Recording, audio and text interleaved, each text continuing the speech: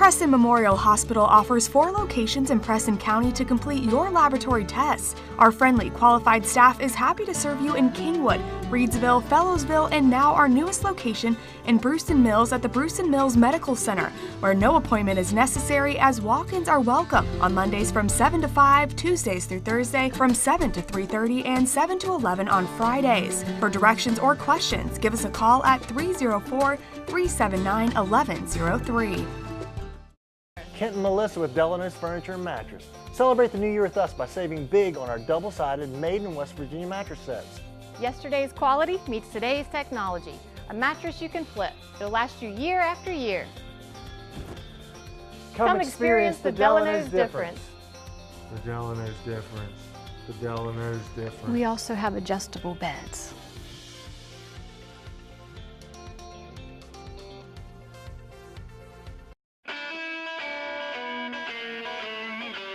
From a simple switch, troubleshooting a problem, a new service, to that backup generator that you'll need in times of emergency, Blake Electric can handle all your electrical needs. They have the experience and knowledge to do it professionally and safely and do the job right the first time. There's been an accident.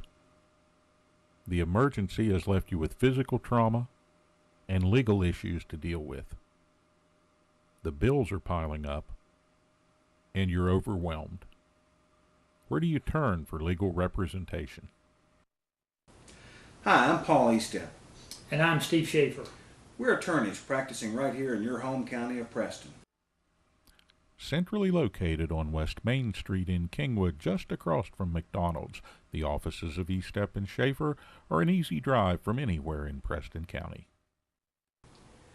You don't have to go outside Preston County to hire a lawyer with the know-how, the experience, and the knowledge to represent you fairly in a serious personal injury matter. Call us at Eastep and Schaefer at 329-6003 or visit us on the web at www.eastepschaeferlaw.com.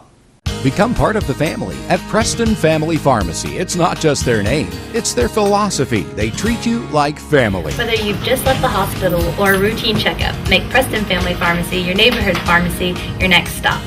The friendly professional staff at Preston Family Pharmacy will make sure that you get the time and attention you deserve for all your pharmacy needs. Preston Family Pharmacy is currently accepting all patients. Preston Family Pharmacy, Route 7 across from Walmart, Kingwood. They'll take care of you like family. Brown's Mill Grocery invites you to stop by for anything you might need. If you're looking for a quick bite, Brown's Mill has buffet-style pizza, fresh subs, and cold drinks. Fill up your tank and your car's tank, too, with quality gasoline. Snacks, cold drinks, gasoline, anything you might need, you'll find at Brown's Mill Grocery. Brown's Mill Grocery at the corner of the Dogtown Road and Route 92. We look forward to seeing you soon at Brown's Mill Grocery. From humble beginnings, Stone Paving has emerged as one of the premier paving companies in the region. Stone Paving has been doing business for nearly 20 years and provides asphalt paving services to residential, commercial, and highway customers. They're pre-qualified with the West Virginia Department of Highways and have a history of meeting the most demanding schedules. Stone Paving has equipment and personnel that can complete any project, and they're committed to providing quality service at a competitive price. When you're planning your next project, call Stone Paving. At the Landing Dental Spa, our goal is to provide quality dental care at a relaxed spa-like atmosphere. Dental chairs with heat and massage, warm neck wraps, and personal TVs make your appointment as stress-free as possible. Located off the Pierpont exit, now accepting new patients of any age. Call 304-594-2200 today and visit our website at www.thelandingdentalspa.com to schedule an appointment. The Landing Dental Spa, a healthy smile with peace of mind. Ed B, do you know why I stopped you? Well, your sticker is dead, wires are coming out of your tires, and I heard your brakes squealing from way back yonder. You need to get to the tire ladies, get in alignment, get the brakes put on this thing, get it inspected, and while you're there, you might as well get your oil changed. And if you don't, next time I see you, you're getting a ticket. Barney, put that bullet away. Rainbow Tire, the tire lady takes care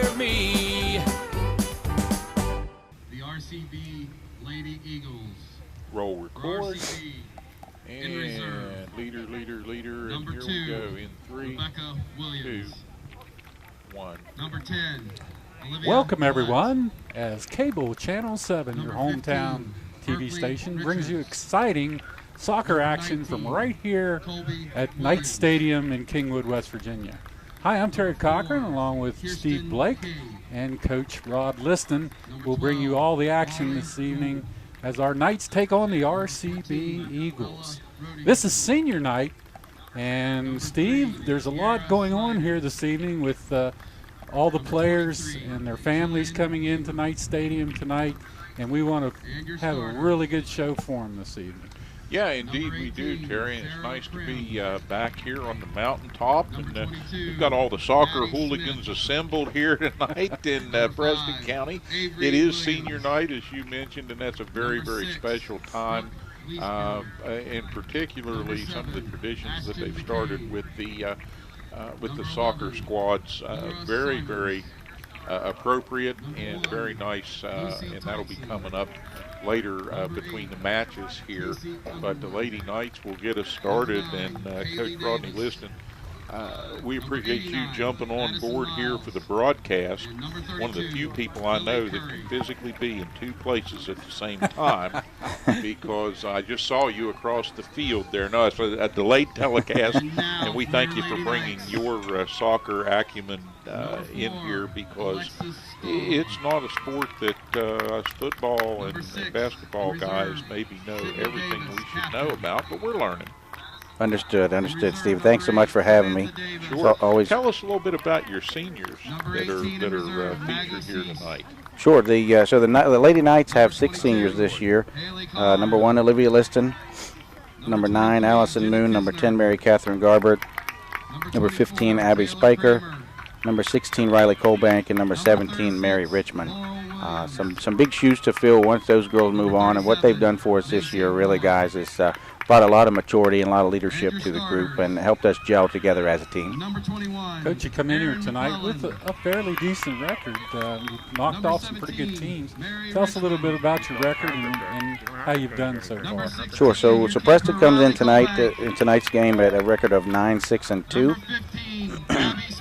Excuse me. Currently 9th place in the Big Ten. Our conference is pretty tough, guys. We actually have a few contenders for state playoff spots. We've got Bridgeport and RCB.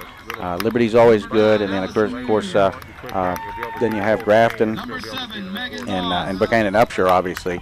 So it's a tight conference to be in. Bird brings in a record of 11-4-2. They're currently 4th in the league. So we expect a tight matchup tonight.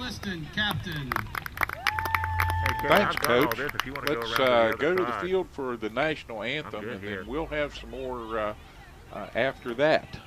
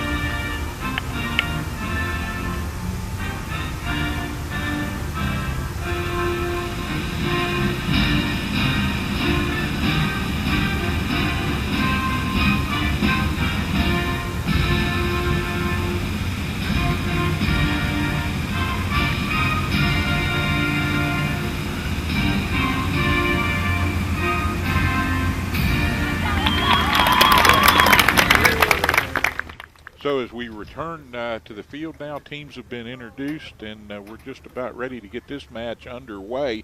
I think the soccer squads have kind of made this their home up here on the mountaintop. I think any pretense of this being a football field is just because those markings are on there to confuse the other soccer teams that come in here. The night football squad seems to be happy over on the natural turf there. and doing a lot over there with their boosters. And I know you've got a lot of support up here as well.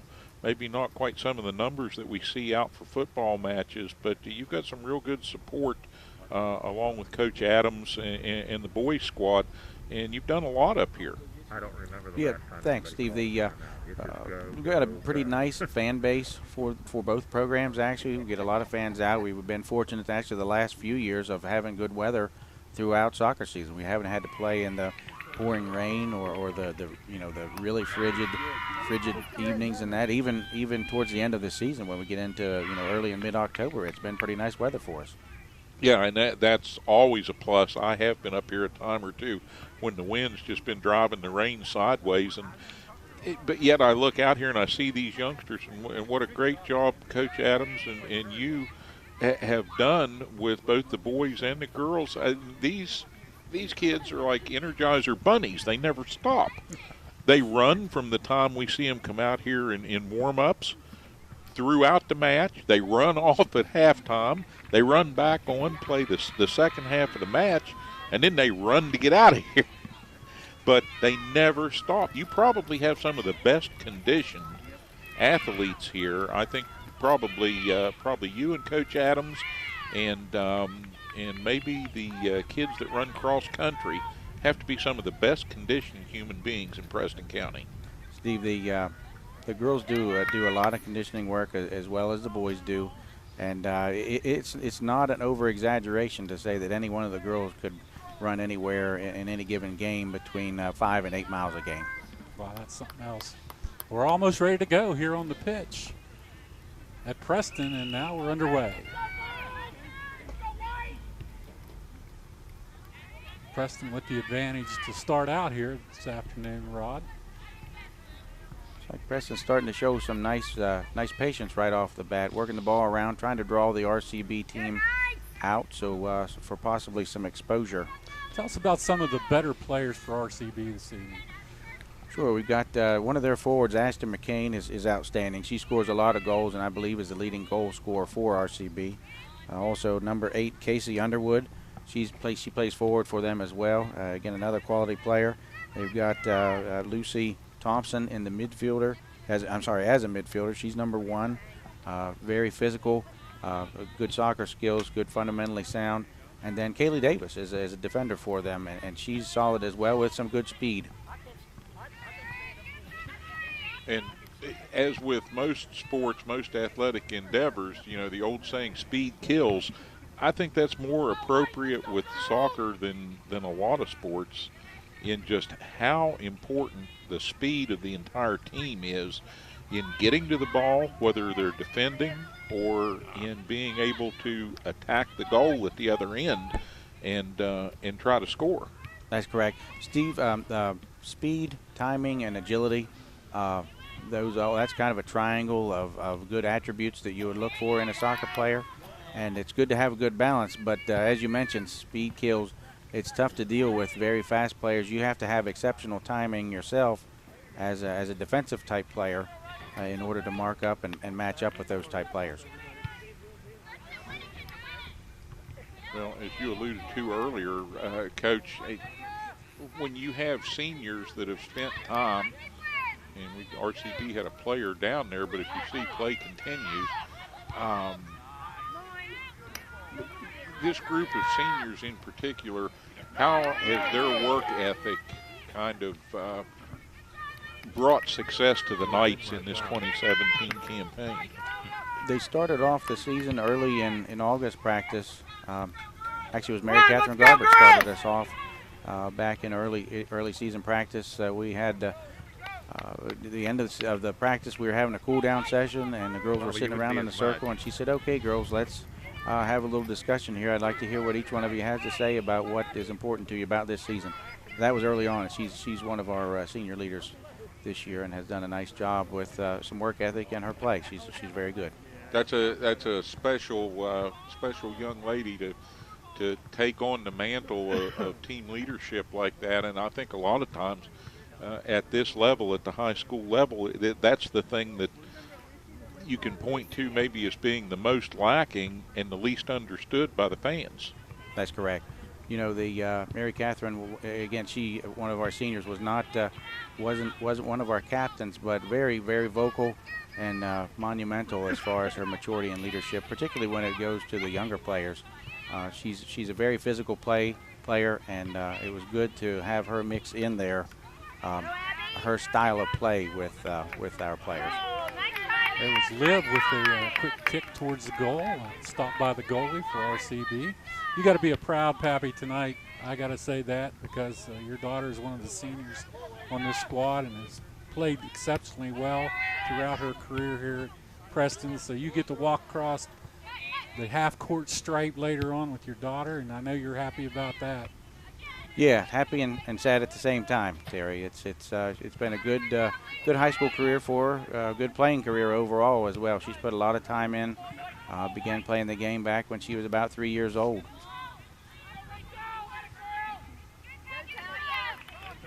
And she's a very talented and also a pretty hard-nosed and hard-charging player. And I know that she did at one point suffer a knee injury. Was that last season before? That was two seasons ago. And we're neighbors, so, you know, I could see her out there rehabbing and working. She worked hard all the time to get ready to get back and be able to play again, and she's done a tremendous job in that regard, because a lot of times that's a career ender. Yeah, we were fortunate with her to not have to have surgery. They said if she were to do anything else to her knee, we would have to go the route of having surgery for repairs. But so she took that sort of to heart and worked at her flexibility and strengthening her leg muscles around the knee joint there, and that's how we've been able to get through. She wore the knee brace most all of this year, except for some practice sessions. She says it's a little cumbersome, but at the same time, at the high school level, just for protection's sake and the confidence builder that it gives her, she's worn it for the season. Nice inbounds play by Bollinger. She centered the ball for the Knights. I saw, I believe it was Abby Spiker chased the ball down, and we're still back on the pitch here, working to get advantage. So far, Terry, I don't know that I give either team the upper hand in possession. Looks like a pretty back and forth game to me. It looks like our players are keying on their important players, and their players are keying on our important players. It's just a matter of who may break through first. Tried to get the ball into Allison Moon, but that was knocked out of bounds. So the Knights will have an inbounds. Throw in from the sidelines. Looks like Bollinger to bring that ball in. And, Coach, I know to the more casual fan, you know, they look out here and they see all these markings on this field. Again, those are football markings. The line that matters is that one dark, solid line all the way around the outside. That's the out of bounds. And we see a lot of play along the sideline that's very hard charging and a lot of challenge there. Is the goal to try and work for a situation where you can get that corner kick? Yeah, work the ball up the side and then bring it in once you get it to the end line, and bring it back, cross it back in for hopefully a shot.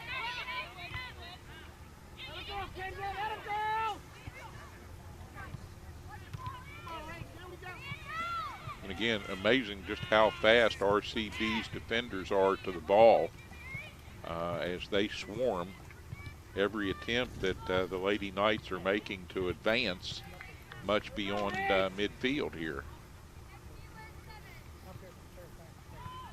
Right, like you say, each team has shown some bright spots. RCB may be a little bit more controlling and composed. Preston looks to be playing a little more direct and trying to move the ball a little further north and south with each play. That was Riley Colbank's third stop out of the goal tonight. Makes a nice kick upfield. But back comes RCB on the attack.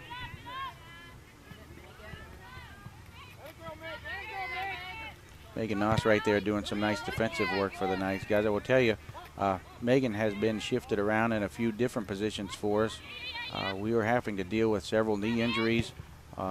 A couple might have to go the route of having surgery, but she typically plays as one of our forwards, and in recent games we've had to shift her back to help with our defensive efforts.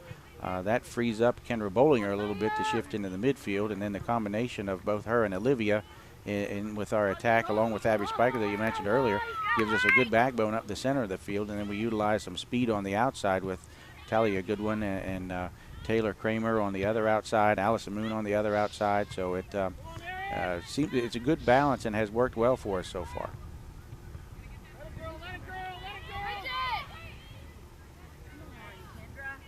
It's number 12, Kendra Bollinger, doing some nice work, and the marking up the RCB attacker. That's a sign of some speed right there, number 7 for RCB. That's Ashton McCain. Very, very, very fast. Pretty decent skill also, but she's very, very fast and is a top-notch sprinter. Mary Richmond ran her down, did a nice job forcing her to the out of bounds. Another good play by Noss. She's all over the field too for your Knights tonight. Working hard so far, Terry. And you're right, Mary is deceivingly fast. She has pretty good timing herself and has been able to keep up with and plays with the confidence that she's fast. She's been able to keep up with most any attacker that we've seen this year. You lose some pretty good seniors this year, but you have a pretty good core coming back. Tell us a little bit about your underclassmen. Sure. So we have one of our defenders would be Sydney Davis. She plays center back for us. Which coincidentally, in the game right before this, we got her back from a broken leg earlier this year. She had broke the non-weight-bearing bone in one of her legs. Happy to have her back. So she's one of our center backs. We have Erin McClellan, who is a freshman for us this year, played well, started every game so far. She plays right beside Sydney. And then in front of those two, you have Kendra Bollinger, as we've seen a lot of action from her already in the midfield. And then we have on the outside Talia Goodwin, who joined us this year from Morgantown High. She went to Morgantown High her freshman and sophomore years. Rachel Barlow's another quality player for us, and then Taylor Kramer is the rest of our sort of up-and-coming older upperclassmen. Who's going to run into that striker position that Olivia's played for you for so long? It takes someone that's willing to get up there and fight for that position. Who are you going to have to fill that spot? Well, Terry, that's a good question. Good question. I'm glad you asked that. And I'm going to tell you that just offhand, I don't know. We field our team with what I would consider. This is the way Coach Sarah Evans and myself explain it to the girls is you don't necessarily play a particular spot. You play the spot we ask you to play. And, through the course of the season, that's what Coach Sarah and I sort out with each other, is which players in which spot will be most effective. Another save by the goalkeeper, Madison Miles, from RCB, and she's got a big leg on her. She can kick it out a long ways. Most of her kicks get out to the midfield strike. Yeah, she's a real good goalie. Obviously, we haven't got to test her too much so far. A couple shots in on her, and we need to try to test her a little bit more to check her agility and timing.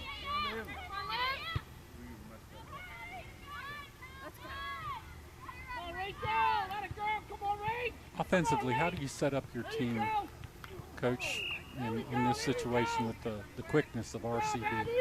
Well, we didn't really game plan or do anything exceptionally different this game.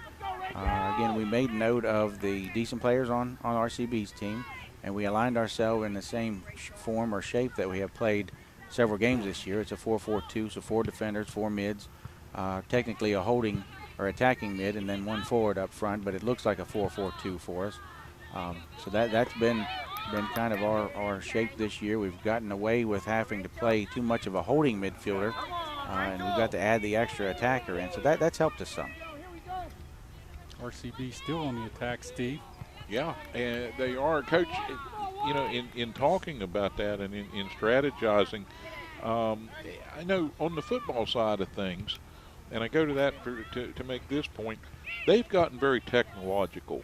The coaches have all kinds of online ways to scout one another and exchange film and do these things. Has any of that filtered down to the soccer competition, or is it old-fashioned? You want to know about the other guy, you've got to go scout them, you've got to go look at their players, or you've got to look at them in camps during the off-season to get a chance to kind of figure out what you will do to play against those individuals? It's sort of a combination of several things you mentioned there. We don't rely really on anyone else's video. I will tell you a couple schools that do share some video through a program. It's an online program that you can get and send videos in. That way we can take stats for you. But 2 schools, Lewis County and Philip Barber, I think both of their entire, so football and soccer and you know, any of the other, basketball, I'm assuming, those sports all share the cost of the software, and you know, they're leading edge, I guess, technology-wise. Yeah, that's become a big thing. I know the Preston Knight football squad got into that a couple years ago, and there are so many different levels of it, and now they're actually using some of that to coach on the sidelines during games, which in past years I don't think was even legal, but now with all the concern about concussion protocols and different things, they want kids looking at, am I doing this right? Am I using proper technique? And that's something that's always been a little bit of a concern, I think, to some folks when it comes to soccer. You look at football, those guys are wearing $900 worth of pads and helmets and equipment per individual. Right. But these kids playing soccer are out here, and I've seen them take some vicious hits, going after the ball, maybe going head-to-head at times. Is it that same kind of concern that we're seeing in other sports when it comes to things like the concussion protocol and injuries of that nature? Is that something that has changed the way you coach soccer now? Well, coaching-wise, not necessarily, but certainly equipment-wise. We actually have 3 girls that wear the concussion protection headbands. Megan and Sydney Davis and then Kendra Bollinger, all 3 wear those. And that helps give you some cushion so you don't have quite such a jar, either if you were having to make an incidental contact with maybe another person's head or shoulder, but even more so when you're heading the ball, it cushions a little bit and doesn't allow you to have such a whiplash effect from the impact.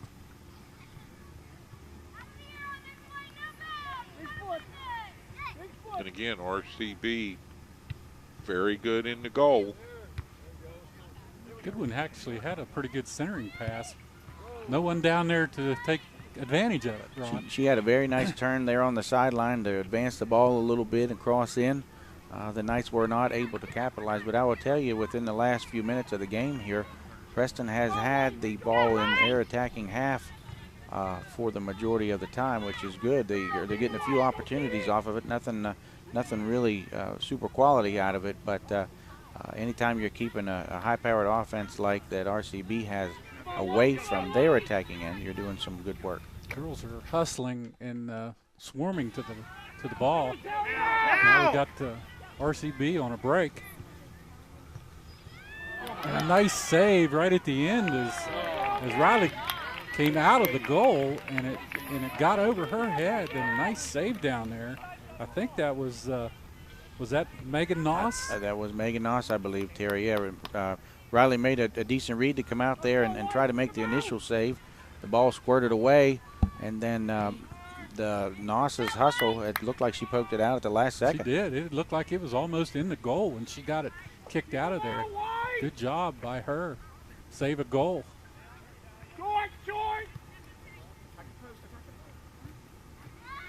Here's another long shot taken by RCB. That was deflected out away from the goal. Looks like we have another corner kick for RCB, Terry. 22 minutes remaining here in this first half of play.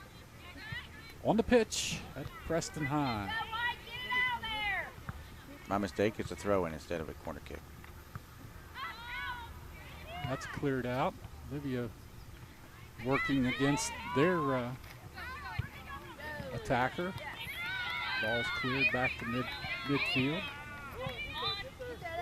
Abby Spiker showing some nice hustle there in pursuit, Terry. She closed down quickly and has the RCB team going in the other direction a little bit here. Williams has pretty good feet for them. She's pretty good at moving the ball around. They're very patient there. They, as you notice, they don't do anything in a real big hurry. They try to take their chances and break you down, get you to come out and overcommit, and then they take up. We've got a call here on the field, Terry. Like he was pointing to the penalty spot. Yeah, I saw that. I'm not sure what he called. Cross arms up high. What was the call? And they're going to get a free goal kick right here. Free penalty kick. Yeah, free penalty kick. Close range. Not sure if that was a handball, Terry, or not. And there's the first score of the game. Just whipped it right past Riley Colbank. Not much she could do at that close range. She almost had to guess perfectly right to stop that. And that's the first goal of tonight's game. So Preston in the hole early here, Terry. About midway through the first half, number 1, Lucy Thompson, steps up to the penalty spot with some confidence, fires it into the right-hand side. But you're right, that's a play for a goalie. That's a play that you have to just pick a side and guess, and it's tough. It's tough timing, and then even if you guess the right side, you don't know if the ball's coming in high or low. So a lot of things have to happen for you to make a penalty kick safe. I still did not see what happened on that penalty. Was it a handball inside of the goal zone that caused that? Well, it must have been, Terry, and I'm only saying that because a nice slide tackle by Megan Noss right there for a takeaway. I'm only saying that because I didn't see players go to the ground, so I don't know that it was an actual foul other than the handball violation. Well, anyway, RCB up at this point over our Lady Knights, 1-0. Plenty of time left in this first half, still just over 20 minutes of play here in the first stanza of this one, so the Knights have plenty of opportunity here to rally, and they're doing that right now, moving that smartly down the side. Gotta be quicker, Blue. Mary Richmond once again doing a nice job on the sidelines. Mary's turned up her game a lot this year for the Lady Knights, Terry and Steve. She plays with a lot more confidence this year, playing with some physicality, and she's shown some very nice speed several times already. Another breakaway by RCB, handled by Colbank. So she's going to kick it out of there.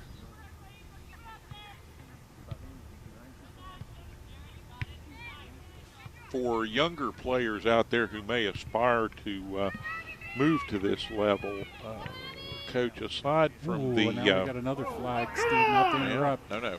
That was, looked like Abby Spiker got a little bit strong on that defensive play, knocked the girl down, and that'll go the other direction. Yep, just slightly illegal contact. Kind of ran up her back. She kind of stopped dead on her, and then Abby was full speed and didn't have anywhere to go. Well, guys, sometimes if you take that gamble and they don't call the foul, then Abby ends up with the ball right there, and she's in good scoring position. Yeah. So that's probably going through her head. Yeah, good aggressive play. Yeah, plus she's not really one to just let you do whatever you want to do. She's going to apply what she has done for years for the team, and that's make some hard tackles. Rachel Barlow set to take the goal kick for the Knights.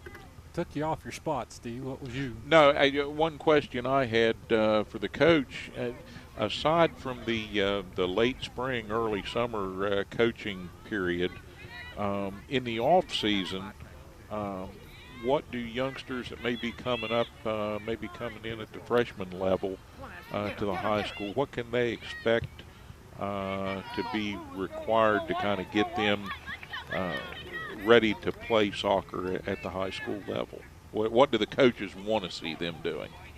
Well, we'd like to see them attach themselves to one of the travel leagues in the areas. There's Fairmont has a nice travel league with Marion Football Club. There's a couple in Morgantown that are quality as well. But really, those help you in your out-of-season training, being fundamentally sound. We use the term technical all the time. If you can receive a ball at a high speed at your feet and it stays at your feet or goes where you want it to, we call that being a technical player, and then being on the other side of that, being able to make a nice pass out of that to complete the play.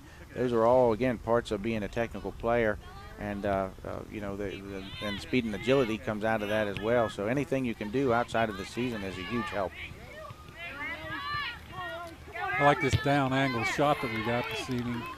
It shows a lot of good footwork out of the kids as they work it down on the pitch tonight. It does, Terry. A good cross ball in there by Olivia for Talia. Possibly Laura Williams has entered the game for the Knights as well. She's a real go-getter and a spitfire out there. She plays forward and for the Knights in reserve. Under 15 left in the half. Down 1-0.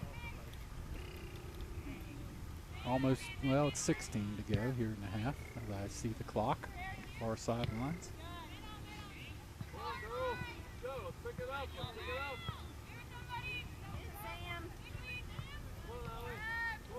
One thing you see in the professional ranks that I don't think you see in the high school ranks is the added time to the clock. Is that something that happens in the high school ranks? Most places nowadays, Terry, use a scoreboard with a clock that turns, so the referees defer to that. Now, it wasn't that long ago, several years back, that the referees would keep time on the field, and it was sort of at their discretion, but for the most part, they just play, the 40-minute half. You shouldn't keep away. This is a game. You got to play quicker. That's a lot of time for high school kids, and then you start adding another 5 minutes or something for penalties or things like that. They're pretty well wore out. Right, Terry. That's right. when injuries occur. So. It is. That's a good point. Looks like we got a foul here by maybe Mary Richmond to yield a free kick over to RCB. Pretty close, Terry. That's way to the right, but about the 15-yard line out. So that's well within being able to put it on frame. Tries to center it into the. And I believe that got in. Off a second kick, or did they not? I think that hit the crossbar, maybe. Looked like it hit the crossbar. I don't know if it bounced back and forth between that and the football upright. If that's the case, it would be out of bounds. I think that's what Riley Colbank's pointing at. It bounced up and probably touched the crossbar of the goal post, which should make it out of bounds. It's like a referee conference, Terry, there, and they come up with the decision you just described. Goal kick for the Knights, no goal. That was close, Coach. Bounced in, nice centering pass, and they got a little shot at it, but it just didn't bounce right for them. But they were dead center to the goal when they got that. Too close for comfort, Terry. Those free kick balls, unless it's way far away from the mouth of the goal, it's always easiest if the goalkeeper is able to make the initial save on that ball, even if they have to punch it out, because then you don't have to worry about the second shot coming in and being able to save that one. That's one thing that a lot of people that watch soccer don't really understand is how the goalkeepers can use their hands inside of the zone, right? Right. Inside the penalty area, they're free to use their hands as they would any other time just in the penalty area. I know from viewing particular advantage to goalkeepers sometimes that on the corner kicks, because those are trying to come in there very high and into the center where it's a good opportunity to maybe someone go up and head it into the goal, and the goalkeeper's got a slight advantage being able to get up there and use the length of their arms and their hands to be able to get a little higher than everybody else and hopefully break above the pack there and deflect the ball. But surprisingly, I've seen some amazing physicality on corner kicks at times, whether it's been here at Preston or in matches that I've seen, and you see people do things that you wouldn't think a human body could do. That's correct. There's such a combination of activity that's going on a corner kick, and even some close level free kicks. So some defensive teams play either they'll mark up man-to-man type, or they'll do sort of a zone to just get the ball cleared out when it comes to you and you're the closest defender. But the other side of that is the agility of some of the attackers. They're all over the place, like you say, flying around, trying to get an opening just to get ahead, or maybe a toe poke, anything you can get on the ball. And some of the corner kicks come in right at the mouth of the goal. Nice clearing kick by the Lady Knights. Got it back out of there as they were pressing it. And then at this point in time, RCB starting to take control in the Knights zone. Sort of the opposite of what we described about 10 minutes ago, Terry. RCB has had the ball in their attacking half, be the Lady Knights defensive half, for the last, feels like the last 10 to 12 minutes. Quicker, Blue, let's go! Nice run downfield. Livia's chasing. Nice steal at that point in time, but what'd they call? Well, I'm afraid they called Olivia for a foul on that one. I didn't see that. Looked like a pretty even challenge to me, Terry. It just looked like two players fighting hard over the possession of the ball right there, and nobody really had it in control. To me, like the point. RCB player just went down. But anyways, we're back at it.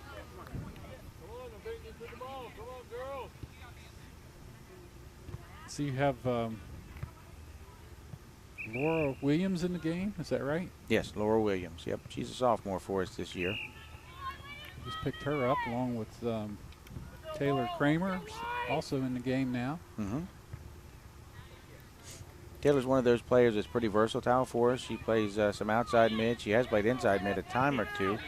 Used to be a primary outside defender for us, but has showed some good signs and willingness to run up and down, because we ask a lot of our outside mids to run up and down the field, and she's one of those players that gives us several quality minutes in there.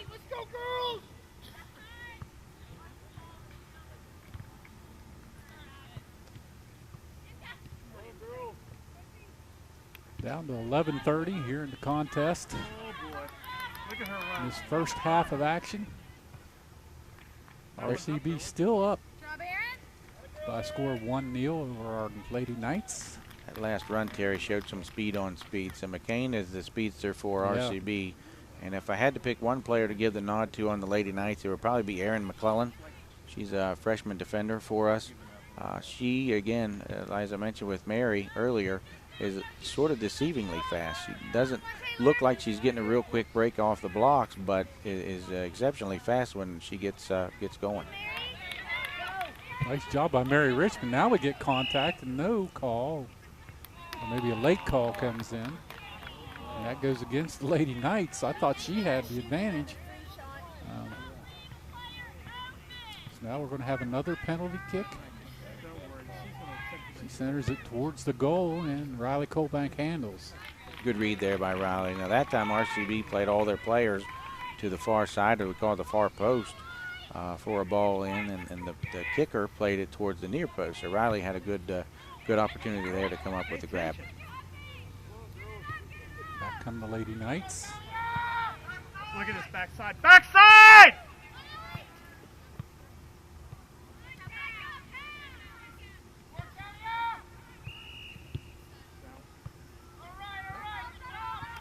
Gotta play faster!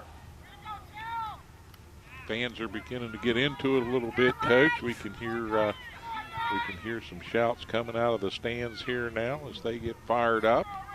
They're always part of the entertainment of the game, guys. That's I'm sure it is. Look at this. Back in. Well, they pay their money. They have the opportunity to come in here and have some fun with it. Yeah.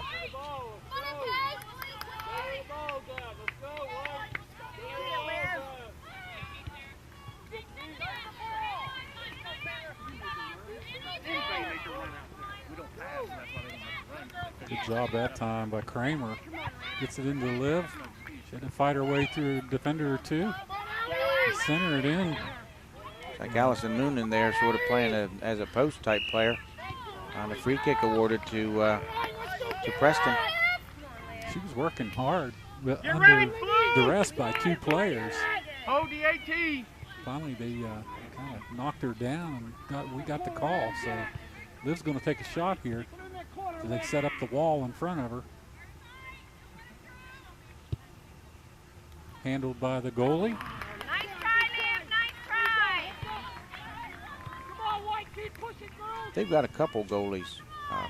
Terry, I believe that one is Madison Miles.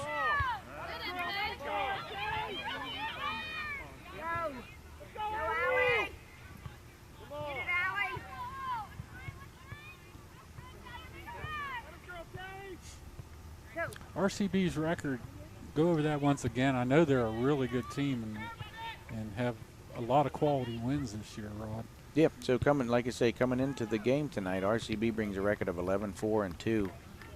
They were ranked, I believe, I took a look before the game, I think they're somewhere in the maybe top 6 in the state. Very quality team. Got a lot of good players now. Several of we talked earlier about travel players. They've got several. Oh, Riley came out and tried to make a stop. The ball, just a lucky kick, got over top and gets into the goal for the second goal for RCB. Looked like Terry there was some. So Riley comes out. Looks like she's going to make the save there, or the kick away. Might have had a deflection and sent it back the other way. Yeah, I think it did. I think there was another Preston defender right with that, and somehow the ball just popped right over her head and rolled back into the goal. Yeah. Bad luck. They celebrate on the RCB sideline as they pick up that second goal. That puts the Ladies Knights in a tough spot here with time running down here in the first half. It's hard to come back from a quality squad like this, Rod. Yeah, like we were just talking about the record of RCB and how good of a team that they are. The Lady Knights are in the hole now, 2-0. Looks like some positioning shift around. So we see center back, like I had mentioned earlier, Sydney Davis back from injury. So we put her in and move Megan Noss up the field in hopes of helping to create some attacking opportunities. Is Sydney back full strength, or do you think she's got probably another, months of rehabbing to go before she's really back to where she was last year? Well, being out as long as she was, Terry, and I want to say that it was, about 3 weeks, maybe even 3.5, or maybe 3 weeks. But so you're without doing any fitness work whatsoever, and to Sydney's credit, she's got the good mental state about herself and understands that rest and recuperation mean getting healthy quicker. So hats off to her for that. But we've used her sparingly so far tonight. Matter of fact, she's just entering the game for us, and then her first game back was just our previous game that we had played a day before at Petersburg. And she had gotten some time in there. So working her back in slowly, just to make sure that muscles and everything are back where they need to be, and she's ready to go. Goldbank with a free kick in. There's the RCB coach on the sidelines watching her players do a pretty good job here in the first half. Coach Tina Smith has been the assistant for RCB for several years, and then they're, as we watch an attacking opportunity there at Ryan McCain. So Tina had been the assistant for RCB for several years, and then their head coach stepped down, so she's back at the helm for RCB this year. And as I mentioned earlier, they are good enough. They should be one of the state contenders this year once it comes around to regional play. Who all's in that region that they would be up against in their playoffs? So the regional team, or I'm sorry, their section at least is of course RCB, Bridgeport. You've got Liberty, I believe Grafton, and then there's one that I'm missing, Lincoln, I think. That's probably right. So the other group is the Lewis County group, I think. That is Elkins, Lewis County. And I'm drawing some blanks, Terry, but I know those two teams are in it at least. How those teams, probably Bridgeport would give RCB the toughest game in sectionals. I believe that the Bridgeport, if I had the schedule right here in front of me, I believe that Bridgeport and these guys have tied once already this year, and Bridgeport beat them by a couple goals in the second match. So very evenly matched, though. The Lady Knights are playing them hard this evening here in this first half. A couple goals that got by. The first one was a free kick right in front of the goal. It was pretty tough for her to be able to stop that. And the second one just kind of, I'm still not sure how it got over her head.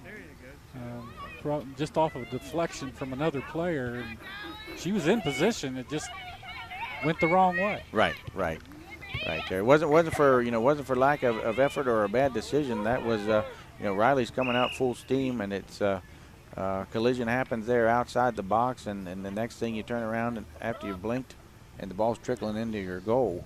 So that's one of those things that's a little tough to deal. I will tell you, Terry, as time winds down here in the first half, the Lady Knights haven't, their shoulders aren't sagging, their heads aren't hanging. They're keeping right with the play, so that's a good sign. Oh my gosh. 3 minutes remaining here, first half action here on the pitch. Knights Stadium. Good fighting hard.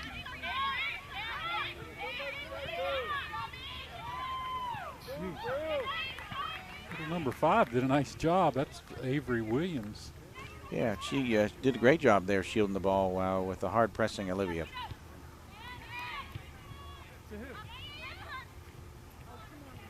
Come on, Berkeley.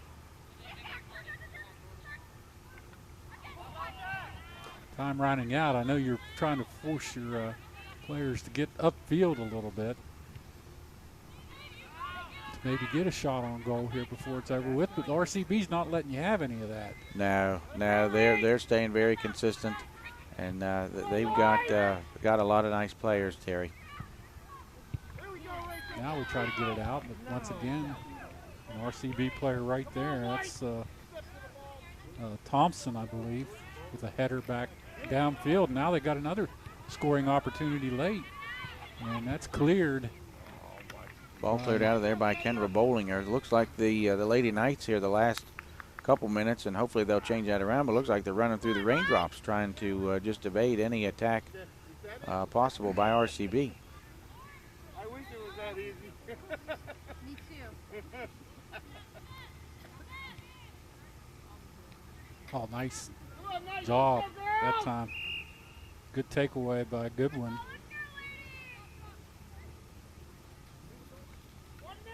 I believe that was Talia Goodwin. Is that right? Yep, Talia Goodwin. She's been a great addition to the group, Terry. She plays with a lot of heart, a lot of passion, a lot of hustle. Never gives up, never quits. Very passionate about her athletics and her training, as a matter of fact. Preseason, we were practicing. She talked different times about running some hill maybe near her where she lives, but it sounded like she might have her own hill course lined out.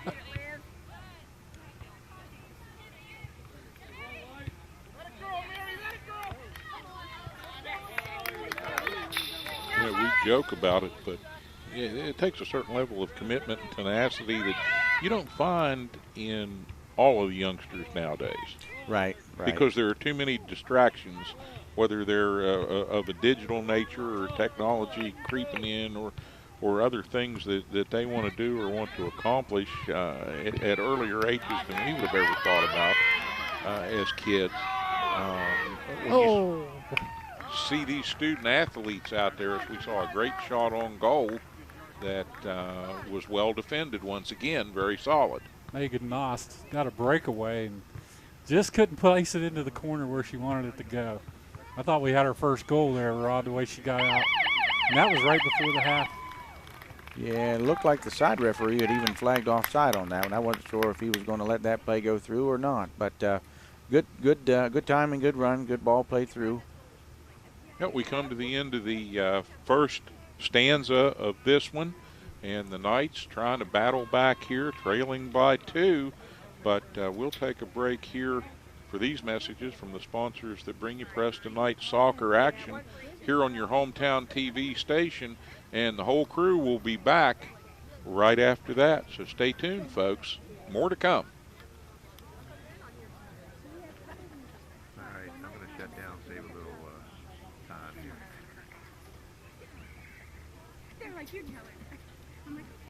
Kent and Melissa with Delano's Furniture and Mattress. Celebrate the new year with us by saving big on our double-sided made in West Virginia mattress sets. Yesterday's quality meets today's technology. A mattress you can flip. It'll last you year after year. Come experience the Delano's difference. The Delanor's different. The Delanor's different. We also have adjustable beds.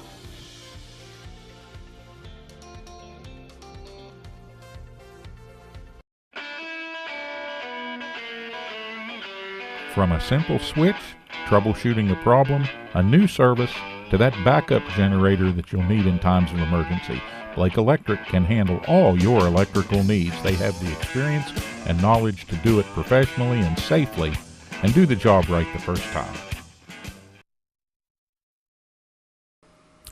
There's been an accident.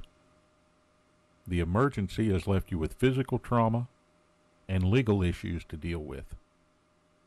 The bills are piling up, and you're overwhelmed. Where do you turn for legal representation? Hi, I'm Paul Eastep. And I'm Steve Schaefer. We're attorneys practicing right here in your home county of Preston. Centrally located on West Main Street in Kingwood, just across from McDonald's, the offices of Eastep and Schaefer are an easy drive from anywhere in Preston County. You don't have to go outside Preston County to hire a lawyer with the know-how, the experience, and the knowledge to represent you fairly in a serious personal injury matter. Call us at Eastep and Schaefer at 329-6003 or visit us on the web at www.eastepschaeferlaw.com. Become part of the family at Preston Family Pharmacy. It's not just their name, it's their philosophy. They treat you like family. Whether you've just left the hospital or a routine checkup, make Preston Family Pharmacy your neighborhood pharmacy your next stop. The friendly professional staff at Preston Family Pharmacy will make sure that you get the time and attention you deserve for all your pharmacy needs. Preston Family Pharmacy is currently accepting all patients. Preston Family Pharmacy, Route 7 across from Walmart, Kingwood. They'll take care of you like family. Brown's Mill Grocery invites you to stop by for anything you might need. If you're looking for a quick bite, Brown's Mill has buffet-style pizza, fresh subs, and cold drinks. Fill up your tank and your car's tank, too, with quality gasoline. Snacks, cold drinks, gasoline, anything you might need, you'll find at Brown's Mill Grocery. Brown's Mill Grocery at the corner of the Dogtown Road and Route 92. We look forward to seeing you soon at Brown's Mill Grocery. From humble beginnings, Stone Paving has emerged as one of the premier paving companies in the region. Stone Paving has been doing business for nearly 20 years and provides asphalt paving services to residential, commercial, and highway customers. They're pre-qualified with the West Virginia Department of Highways and have a history of meeting the most demanding schedules. Stone Paving has equipment and personnel that can complete any project, and they're committed to providing quality service at a competitive price. When you're planning your next project, call Stone Paving. At the Landing Dental Spa, our goal is to provide quality dental care at a relaxed spa-like atmosphere. Dental chairs with heat and massage, warm neck wraps, and personal TVs make your appointment as stress-free as possible. Located off the Pierpont exit, now accepting new patients of any age. Call 304-594-2200 today and visit our website at www.thelandingdentalspa.com to schedule an appointment. The Landing Dental Spa, a healthy smile with peace of mind. Ed B, do you know why I stopped you? Well, your sticker is dead, wires are coming out of your tires, and I heard your brakes squealing from way back yonder. You need to get to the tire ladies, get in alignment, get the brakes put on this thing, get it inspected, and while you're there, you might as well get your oil changed. And if you don't, next time I see you, you're getting a ticket. Barney, put that bullet away. Rainbow Tire, the tire lady takes care of me. The Transitional Care Program at Preston Memorial Hospital is an alternative for acute patients who need a little extra help before returning home. Services include physical, occupational, and speech therapy, patient and family education, personal care assistance, individualized care plans with daily activities, and 24-hour nursing care. Our team works to ensure a smooth return to independent living. For more information on the Transitional Care Program at Preston Memorial Hospital, visit us online or call 304-791-3733. All right, we're back for second half action here on the pitch at Preston High School as our Lady Knights are down by a score of 1 or 2 to nil to the RCB Lady Eagles. Yeah, they've got some ground to make up, Terry, but I'm convinced that they've got the wherewithal to do that. Here on senior night, they're very motivated, and I think we're gonna see a good second half effort here that may end in success for them as the rain begins to come down a little bit here now on the mountaintop. Yeah, we got a little bit of just a little quick sprinkle during the evening, but Coach, in your huddle at halftime, your girls seemed pretty upbeat. Didn't hang their heads much. No, so they continued their attitudes in that from the second half. I'm sorry, the first half play, where even though we're a little bit in a hole here, halftime was upbeat. We just talked about a few things we need to adjust. We did make a lineup change a little bit, left Sydney in the game as one of our center backs.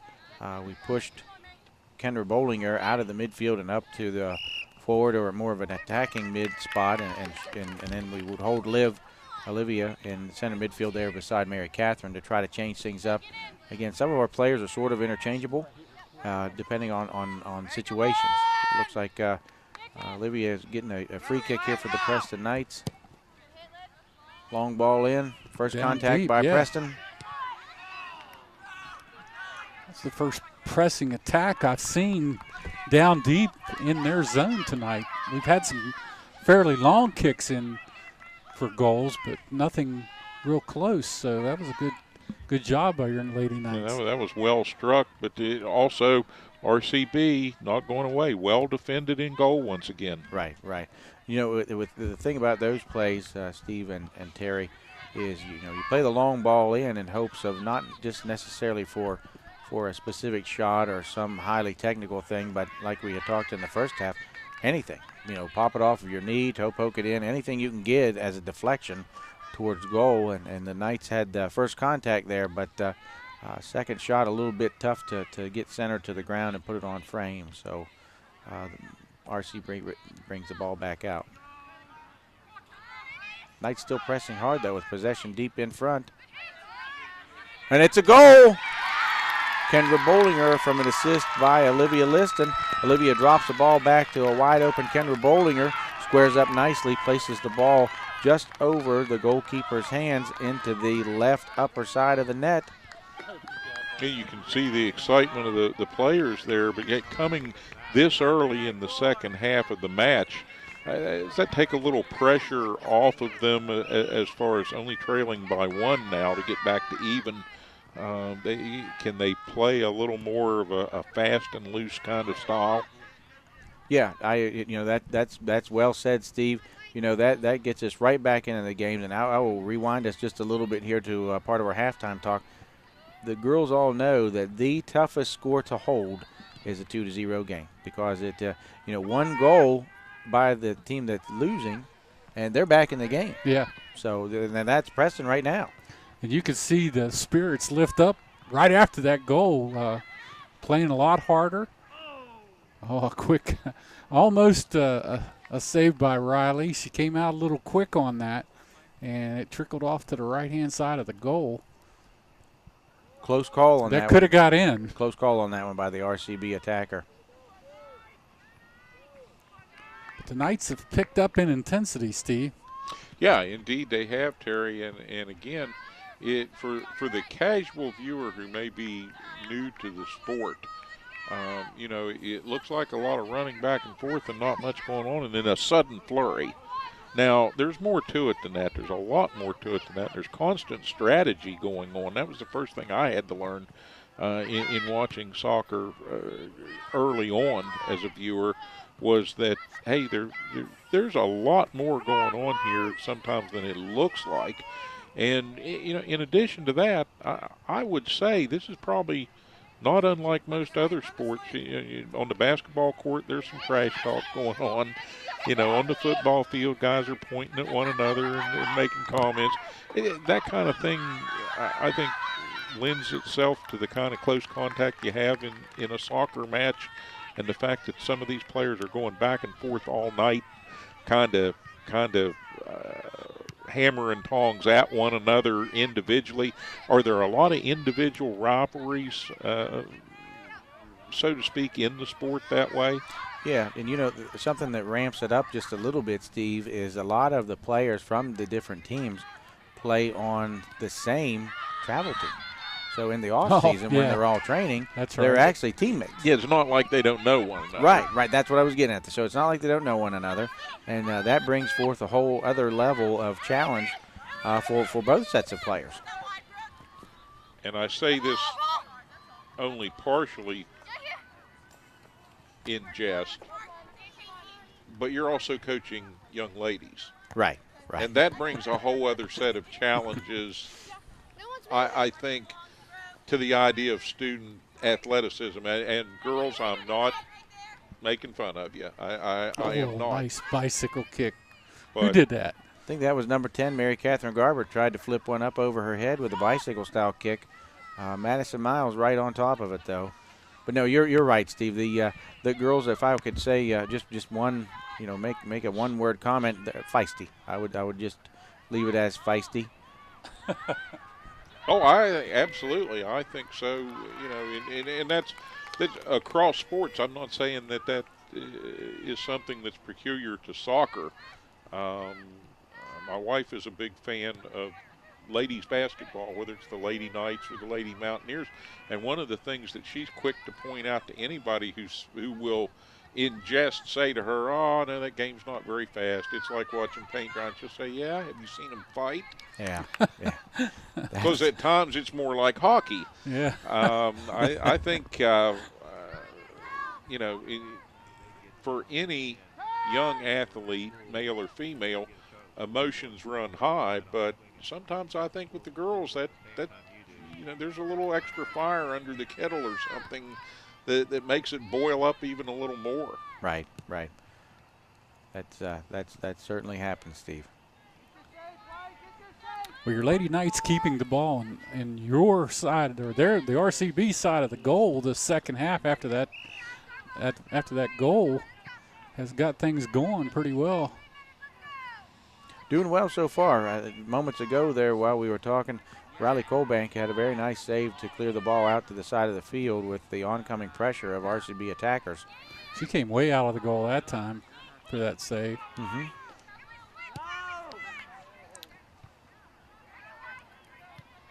Rachel Barlow getting involved, playing a nice ball forward.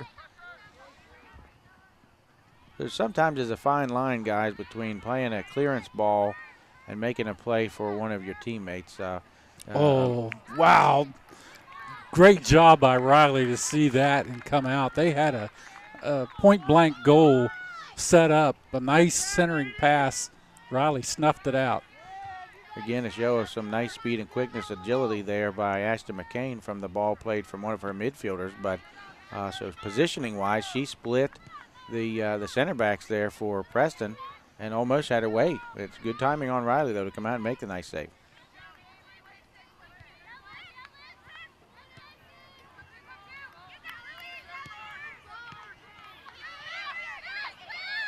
Back come the Lady Knights.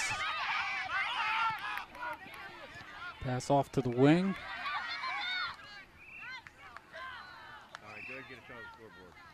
I know the referee was right on top of that one, guys, but that sure didn't look like it didn't look like it got out to me. Now, the difference between soccer out of bounds and other sport out of bounds, your body can be out of bounds and you can still be playing the ball. It's when the ball crosses the line entirely. It's not just when it touches the line, but it's when the ball completely crosses the line.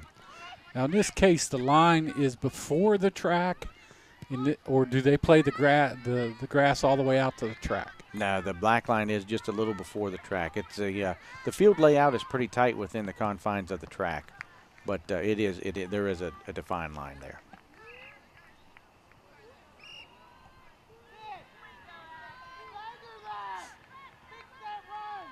Riley Colbank set to take the goal kick for the Knights. Another one of your seniors finishes out her career tonight on the turf here at Preston.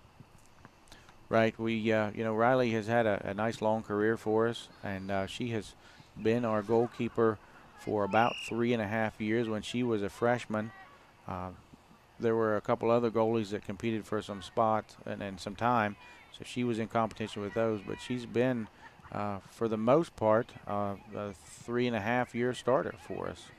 So a good long career for her.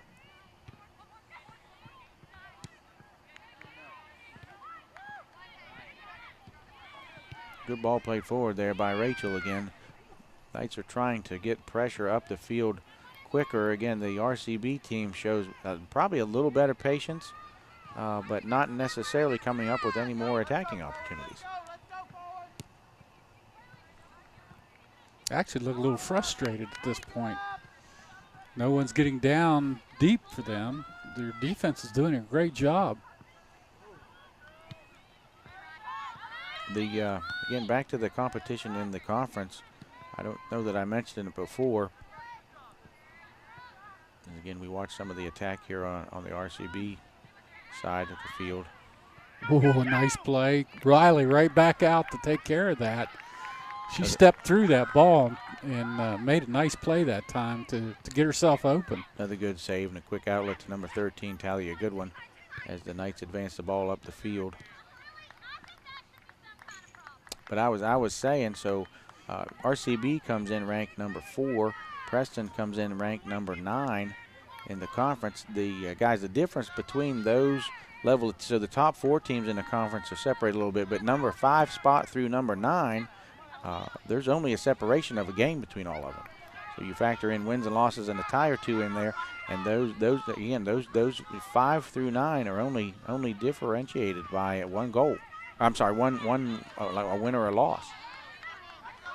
Here, Catherine Garber tries to take a strike at a long shot and plays a little bit wide right.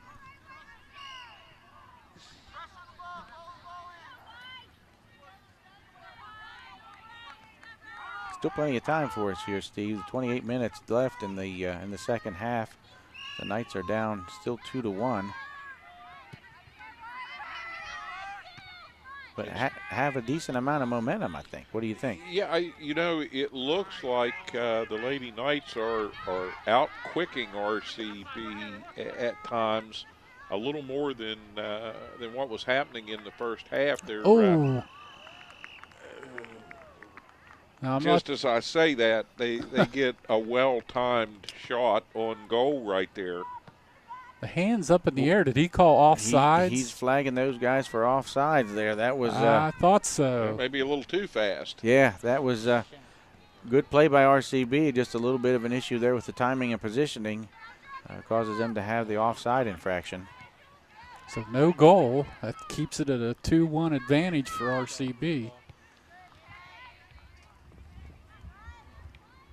I saw his arm go up in the air, and I wasn't for sure. It looked like it was pretty good play by their part as she split 2 defenders, but just a little bit ahead.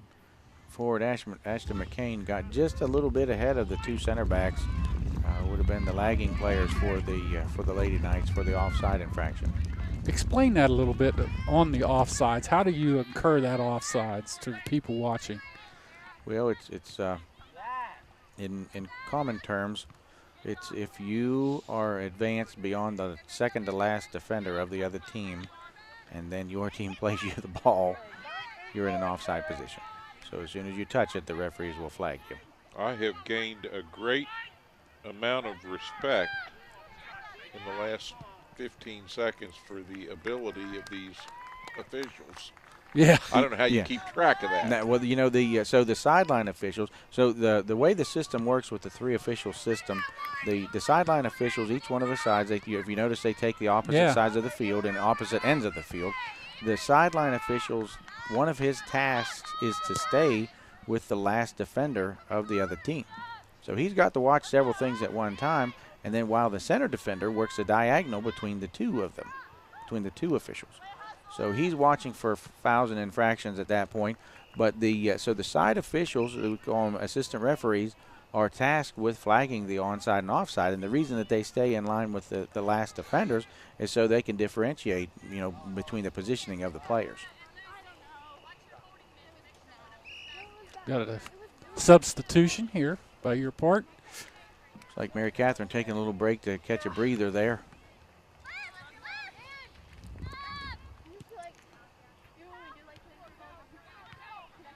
I see Abby Spiker one of your seniors on the sidelines. I know she's been having some difficulties, I guess. She has cases at times of pretty bad shin splints. And Abby, I will tell you, is one of the toughest players that we have, and she's actually played through shin splints for maybe her whole high school career, along with a couple other leg and thigh type injuries. But she's really tough as nails and goes until she can't go anymore. And so she's taking a rest for the team right now, just due to the overall level of the pain from the shin splints. That's tough to go through. Very tough. Well, and you know, the only way to— There she is. Yeah. The only Look way— at your bench. They're all smiles. That the only way to get those to heal up, Terry, really is just rest and icing and that kind of stuff. So if you continuously try to push yourself and work, they don't get any better. You just have to learn to deal with the pain if you're able to. But they're very, very, very painful. Good one just came off the field. Who went in for her? Looks like Taylor Kramer took her spot on the right outside midfield spot. Samantha Davis, number 6, comes in for Mary Catherine Garbett as well. Nice pass downfield. Just couldn't track it down. He tried to get the ball to Megan Noss. Down the sideline. Down on that wing. RCB with the goalie kick. She punches it out of there good ways.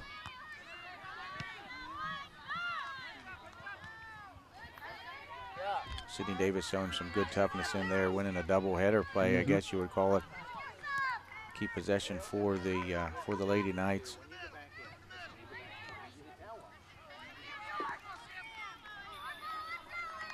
You know, Terry, again, this second half, the exception of the Lady Knights score, has sort of been back and forth. Yeah. Each team's had a couple opportunities. Nothing real dominant in any one set of time, you know, for a 5 or 10 minute stretch. A lot of back and forth play. Again, a little bit different style. The Preston team probably not quite as patient. We've got a call here. That's going to go against the Knights, looks like. Looks like a free kick for RCB. I'm not sure I saw what the foul or infraction was. It looked like both players were going for the ball. I didn't see any hand check or anything.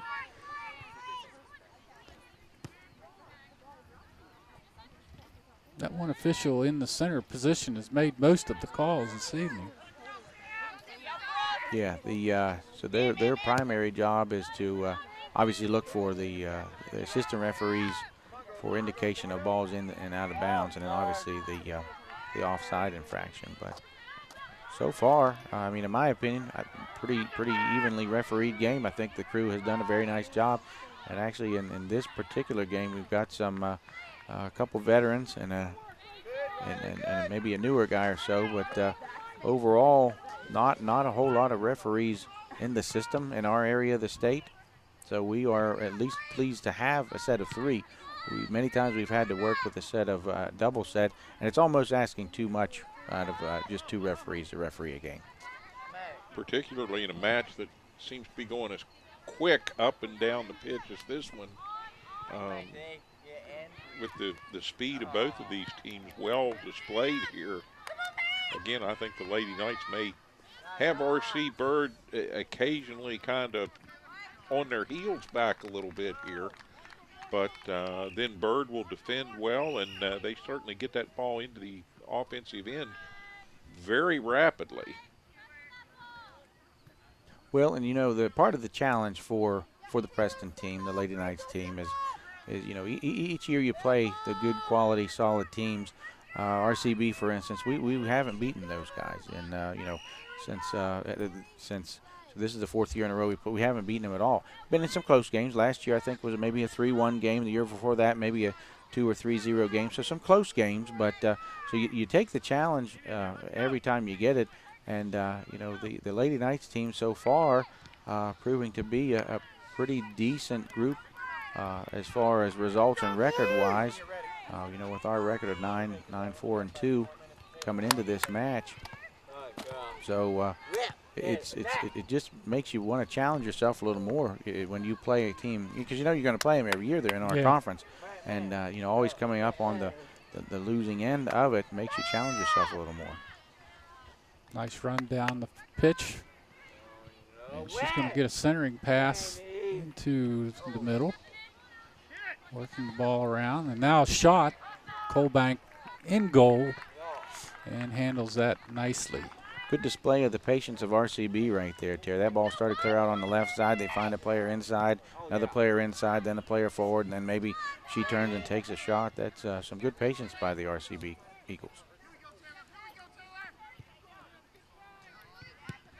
Knights defenders that time kind of got caught maybe standing a little bit when the ball was in the center position. Now we got another lead pass, and finally they get it away, and they're going to clear it. RCB starting to get a handle on our Knights, and now we get a player goes down hard. She was in defensive mode. I believe that was number 7, wasn't it, for the Knights? Noss slices back in there to try to make a defensive play and disrupts things a little bit, but ends up on her tail a little. Got her feet crossed up on the ball, went down hard. Players coming in and out, got some substitutions. The one thing about this field that I like video-wise and to talk about it, it's so well lit. I mean, you can see the videos really nice here on this field. Makes it nice for your teams to play here. Mm-hmm. Good venue, good venue. We get a lot of compliments on it. Some folks like the scenery back there, the grass field, but you can still see some of that from up here. We saw some of those blue skies earlier. What a view. And you're a little farther from the canyon, so the fog doesn't roll in quite as quick as it quite does as from bad. the football games. We experienced another fog bowl earlier this year, so that's another plus for being over on this side of the mountaintop. Right, as we're watching Mary Richmond tussle for the ball and actually making a good save and stop on a shot there from the RCB attacker. Mary's been pretty active for the Lady Knights tonight.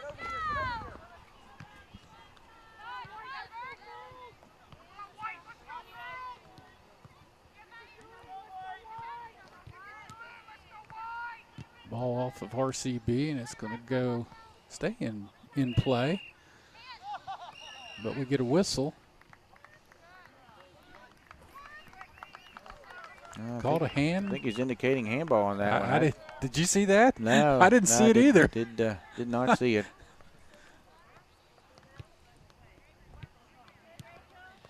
All cleared out nicely by number 14, Rachel Barlow. Good defensive play to shield off her defender. That was the Goodwin girl.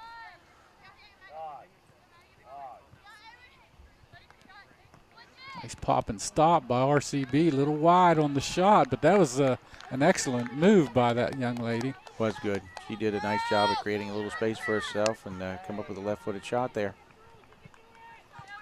Luckily, it trickled off to the right side of the goal, and Riley Colbank will have a goal kick for our Lady Knights. Still down 2-1 here on the pitch at Preston. We'll see if we can tie this game up. What would a tie do for your team against a really great RCB squad? Well, morality-wise, it would do tremendous things for us. It would help pick up. Again, we've proven that we can win a few games this year. Tying or possibly winning the RCB game would be. I wouldn't say it was a good move. Good ball in here. Now we got a run out down the other way, and a good save as the goalie came out and took that away. But what a centering pass by Olivia down to, I believe that was Noss again. Right. And she had a good shot at it. If she could have got a toe on it, she may have scored that. Yeah, good ball in, a good hustle by Megan. And you could tell she was a little frustrated at the end of that, kind of saying to herself, I cannot believe what just didn't happen. Yeah, I think that she had some starry eyes going there with hopes for a good finish. Both goalies playing playing really well here in the second half. Nobody giving up anything. Live with a little shove. Little attack there. She got caught for that one. Lowered the shoulder a little bit. But again, one of those aggressive moves that coaches are want to say, you know, I'll forgive that because it's a good aggressive move, and you might get something from it. Right, and listen, other than a penalty. Sure, guys, you have to win the midfield. you do have to win the midfield.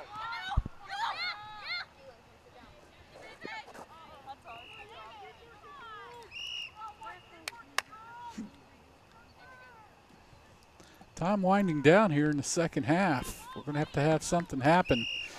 A tie, how does that do for you playoff hopes-wise? How does that help your standings? So standings-wise, like I had mentioned to you, the number 5 through number 9 teams, maybe even number 10 teams in the conference are very close. A win would certainly help out a lot more than a tie, but a tie against a quality team like this, you don't necessarily look at what it can do for your record.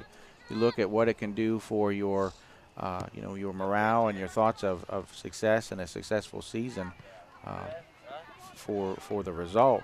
So you don't bank everything on the one single game, but what a great accomplishment it would be against a quality team. Like I mentioned, this team's in the top 5 or 6 teams in the state.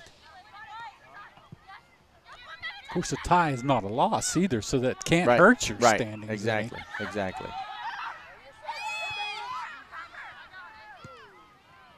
Now we got a run out down the other way, and another quick save by the goalie from RCB could have led to another goal for the Knights. Madison Miles showing some good timing there, coming out in a good fashion to break up a couple different attacking plays by the Knights. You're getting the runouts, Coach, but they're just not falling where you want them to go. Passing combinations, it looks like the Knights are putting together a few passes and then they look to go forward. And we actually talk about that and work on it, at least mentally, in practice a lot. We talk about that a lot. Get possession of the ball, get a few passes together, get yourself gathered, then we look to go forward.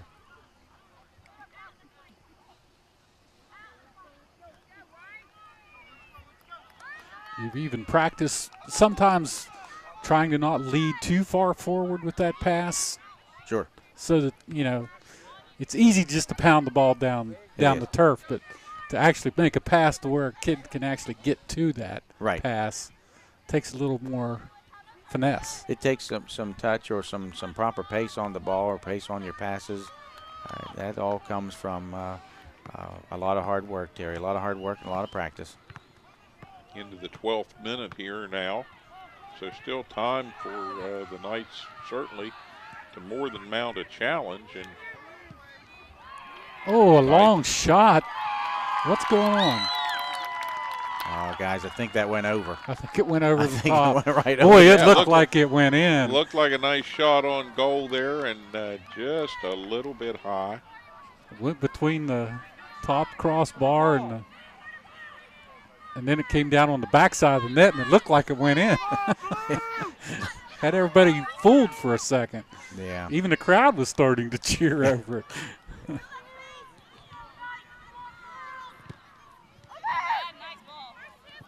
I didn't even see who took that shot. I think that was Olivia. I think that was number 1, Olivia Liston. Here comes RCB once again on that good possession play by the Knights to get that ball away. It's a great tackle there by Aaron McClellan to get the ball away from, again, one of the other speedsters for RCB.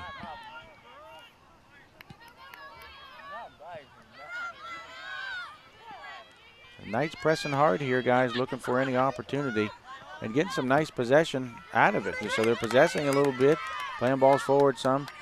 We've got that looked to me like a trip by RCB. Are we going to get a call and a card? I believe that's a yellow card came out. That's goal scoring. Is that a penalty kick from this location? That'd be a free kick for them. It looks like we're outside of the box, so no penalty there. But that's so when you take down the lead attacker technically that almost could have been a red card. When you take down the lead attacker when she's got what would maybe be considered a goal-scoring opportunity, you can go immediate red on those. But nonetheless, it sets up Olivia Liston to take a free kick for the Knights.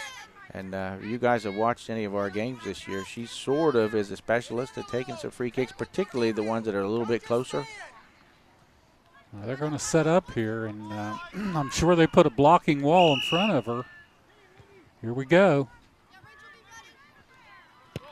Go! It's in. Very nice, very nice. Well, that equalized. That'd be the equalizing goal then. We've got about 10 minutes to play with the Knights bringing the game to an even 2-all. Oh, let's take another look at this. They set up the wall in front of her. You can see 3 in front.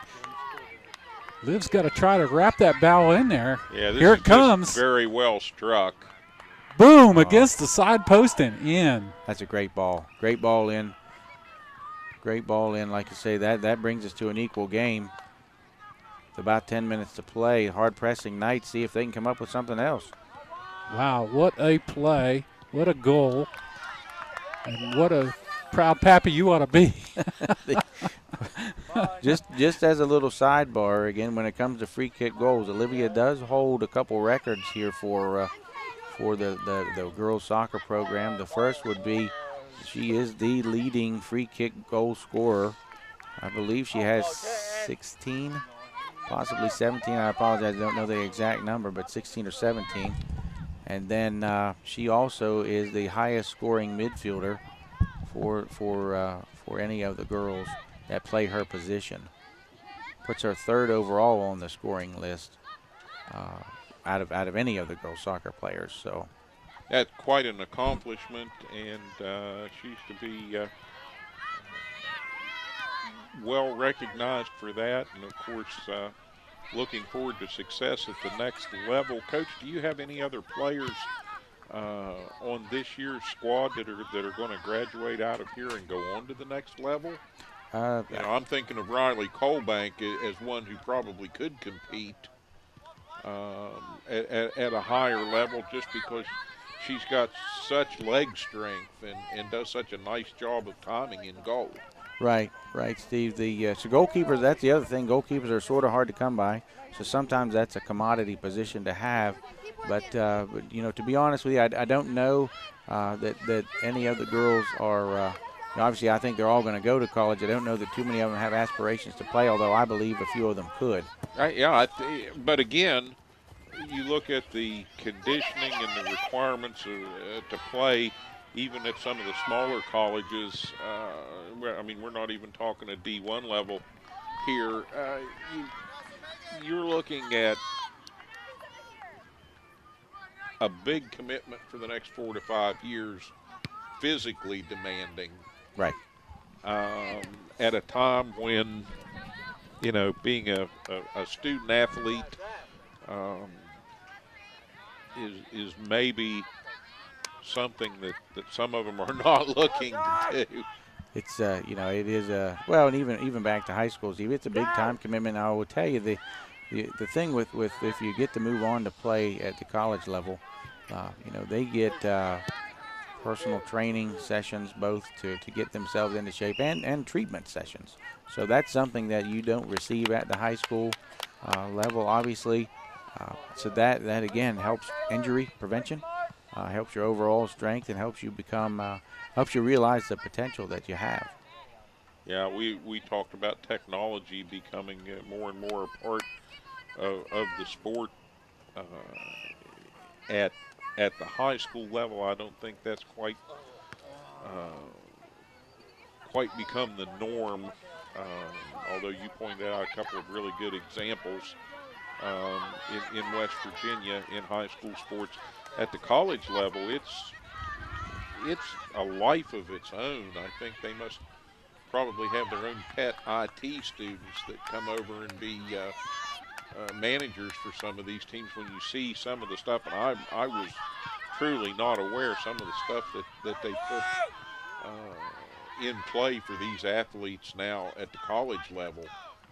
Again, even the D2 and D3 schools, it is fairly amazing how they've implemented it so quickly. Yeah, and that you know, Steve, that's part of what makes it exciting to possibly have the opportunity to go play.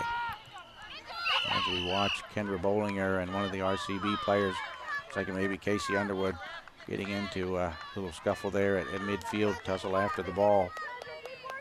RCB is awarded the free kick out of the play. You know, and of course, you've noted their high ranking here this evening. A couple of occasions, and they don't hold that without being hard chargers, right, and hard-nosed players. But the impressive part for Preston, you know, your seniors aside, the underclassmen that you have are doing a very good job of holding their own in a pressure-packed situation here. I agree. You know, we've gotten to utilize several substitutes to spell the starting players, but at the same time, a lot of the substitutes are getting some extended time in the game because they're performing well.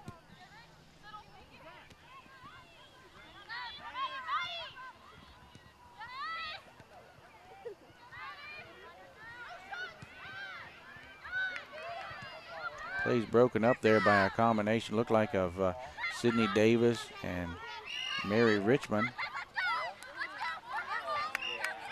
Because the referee indicated a possible handball call in favor of Preston, and then he changed it back to the in favor of RCB. And again, I was having a hard time seeing that, but he's much closer to the situation. And like you, I think it's been a very evenly officiated match, and I think this crew has done a nice job here late in the season. At a time when every goal means a lot, and every match means a lot, and every victory has potential ramifications for postseason play. Great ball played in there by RCB player Casey Underwood. Riley Colbank, the Preston goalkeeper, comes out to make a play on the ball, and she looks like she may have come up a little injured.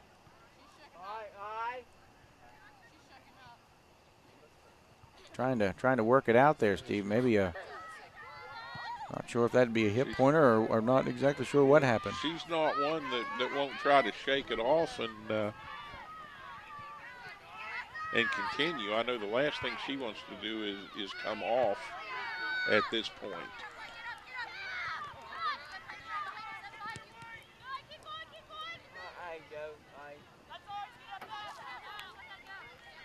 Well, Steve, both teams are still scrambling here in the closing minutes of what I would consider a pretty high-pressure game.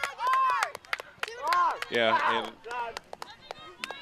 and as usual, when we have them on TV, the Lady Knights have comported themselves very well here, coming from a 2-0 deficit to get back to even in this one, and showing no signs of a let-up in the late going here.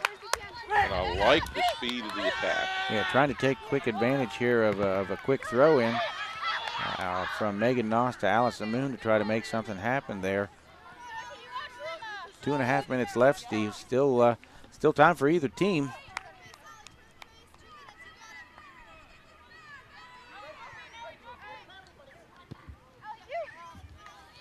Certain folks look at a tie as, well, you didn't win the game, and I think Terry touched on it earlier.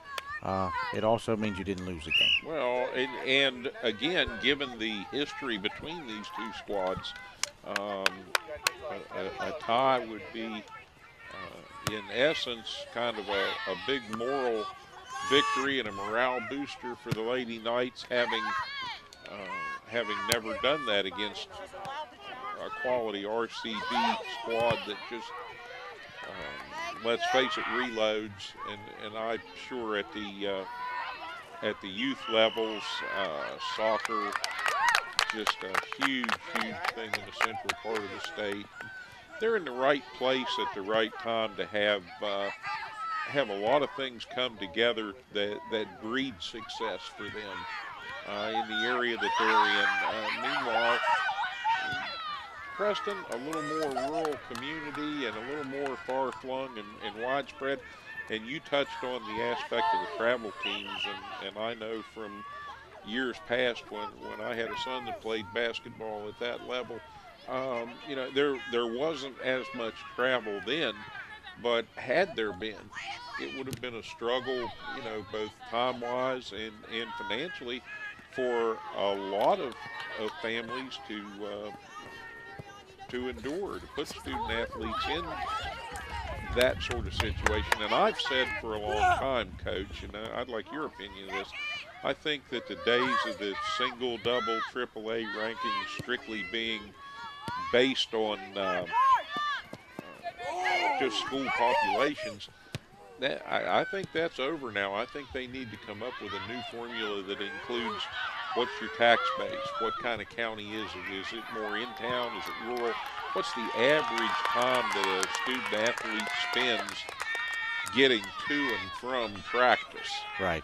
And how many organized games do they participate in? And I think those things need to factor in. Yeah, I agree, Steve.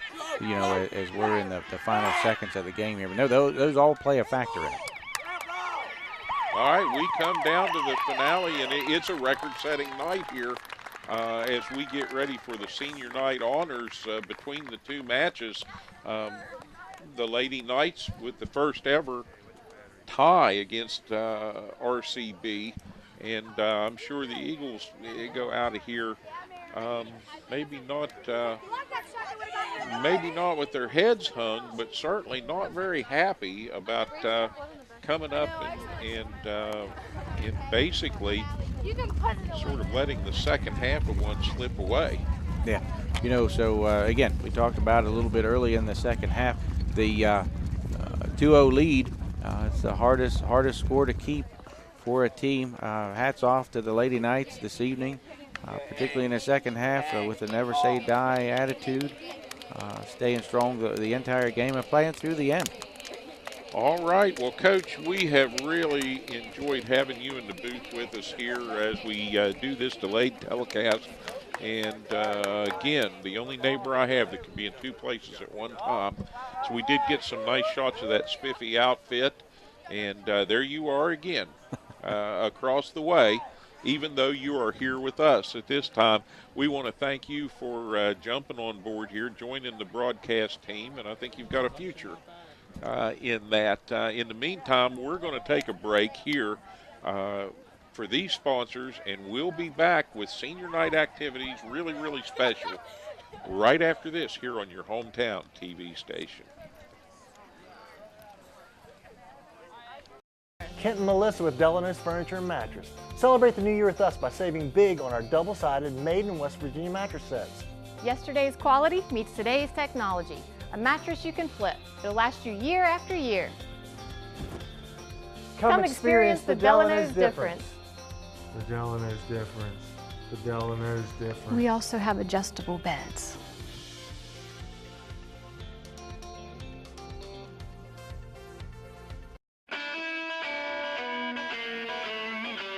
From a simple switch, troubleshooting a problem, a new service, to that backup generator that you'll need in times of emergency, Blake Electric can handle all your electrical needs. They have the experience and knowledge to do it professionally and safely and do the job right the first time. There's been an accident. The emergency has left you with physical trauma and legal issues to deal with.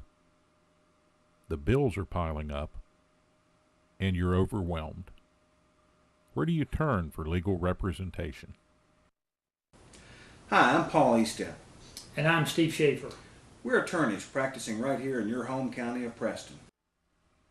Centrally located on West Main Street in Kingwood, just across from McDonald's, the offices of Eastep and Schaefer are an easy drive from anywhere in Preston County. You don't have to go outside Preston County to hire a lawyer with the know-how, the experience, and the knowledge to represent you fairly in a serious personal injury matter. Call us at Eastep and Schaefer at 329-6003. or visit us on the web at www.estepschaeferlaw.com. Become part of the family at Preston Family Pharmacy. It's not just their name, it's their philosophy. They treat you like family. Whether you've just left the hospital or a routine checkup, make Preston Family Pharmacy your neighborhood pharmacy your next stop. The friendly professional staff at Preston Family Pharmacy will make sure that you get the time and attention you deserve for all your pharmacy needs. Preston Family Pharmacy is currently accepting all patients. Preston Family Pharmacy, Route 7 across from Walmart, Kingwood. They'll take care of you like family. Brown's Mill Grocery invites you to stop by for anything you might need. If you're looking for a quick bite, Brown's Mill has buffet-style pizza, fresh subs, and cold drinks. Fill up your tank and your car's tank, too, with quality gasoline. Snacks, cold drinks, gasoline, anything you might need, you'll find at Brown's Mill Grocery. Brown's Mill Grocery at the corner of the Dogtown Road and Route 92. We look forward to seeing you soon at Brown's Mill Grocery. From humble beginnings, Stone Paving has emerged as one of the premier paving companies in the region. Stone Paving has been doing business for nearly 20 years and provides asphalt paving services to residential, commercial, and highway customers. They're pre-qualified with the West Virginia Department of Highways and have a history of meeting the most demanding schedules. Stone Paving has equipment and personnel that can complete any project, and they're committed to providing quality service at a competitive price. When you're planning your next project, call Stone Paving. At the Landing Dental Spa, our goal is to provide quality dental care at a relaxed spa-like atmosphere. Dental chairs with heat and massage, warm neck wraps, and personal TVs make your appointment as stress-free as possible. Located off the Pierpont exit, now accepting new patients of any age. Call 304-594-2200 today and visit our website at www.thelandingdentalspa.com to schedule an appointment. The Landing Dental Spa, a healthy smile with peace of mind. Ed B, do you know why I stopped you? Well, your sticker is dead, wires are coming out of your tires, and I heard your brakes squealing from way back yonder.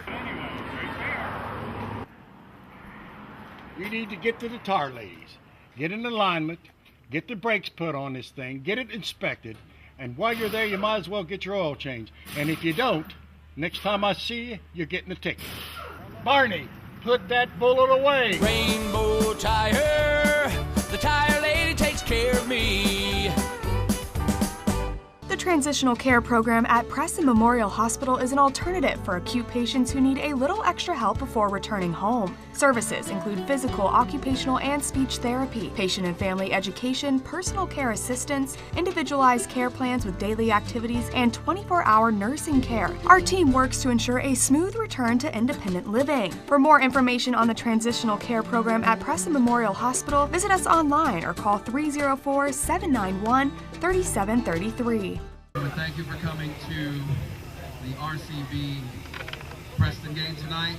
We'd like to take a few minutes of your time to recognize the seniors. So welcome to Knights Stadium for the 2017 Preston High School Varsity Soccer Senior Night. We would first like to recognize the seniors from RCB High School. Players, as I call your name, please come to the center of the field. For the RCB Senior Girls, number 32, Lily Curry.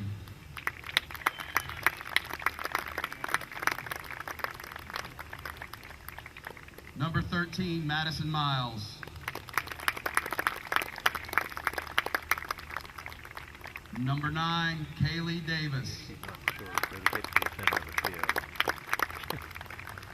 Number 8, Casey Underwood. And number 1, Lucy Thompson. The RCB senior boys are getting ready to play their game after our senior night festivities. Their seniors are number 24, Ben Linger.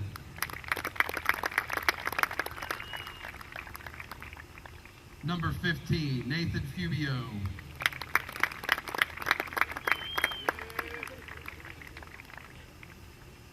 Number 14, Seth Kreitz.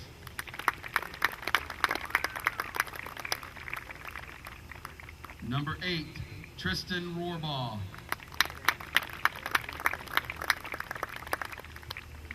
Number 4, Theo Frick.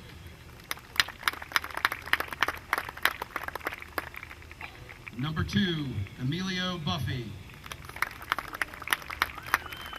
Congratulations, RCB High School seniors. Good luck for the rest of your season as we head into sectionals next week.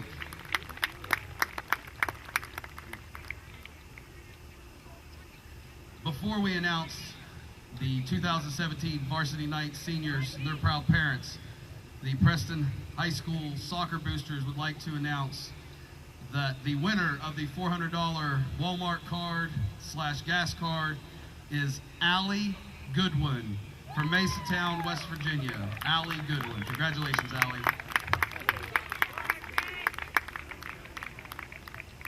Now, let's welcome to the field the 2017 Varsity Knights seniors and their parents.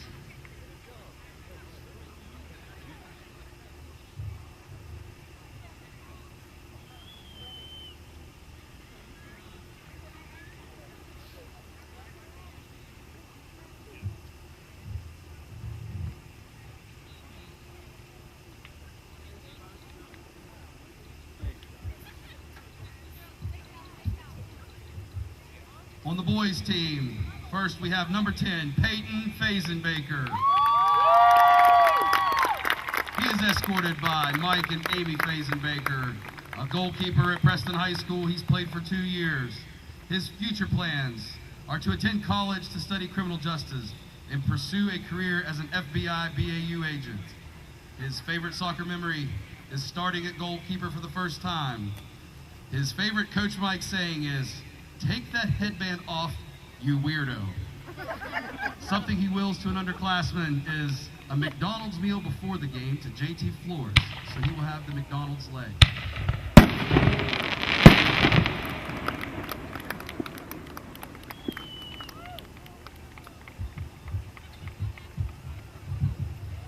Next up we have number 14, Sean Loudermilk, escorted by Linda and Jody Boatman.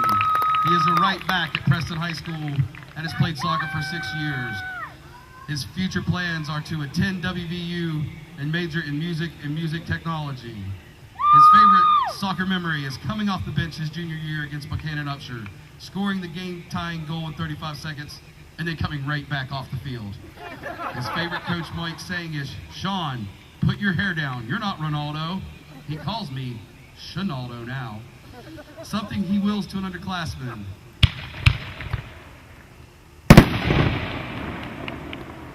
is his long clearances and ability to read passes to Lucas Savage, and he wills the legacy of Sonaldo hair to Waldo Ben Otowitz.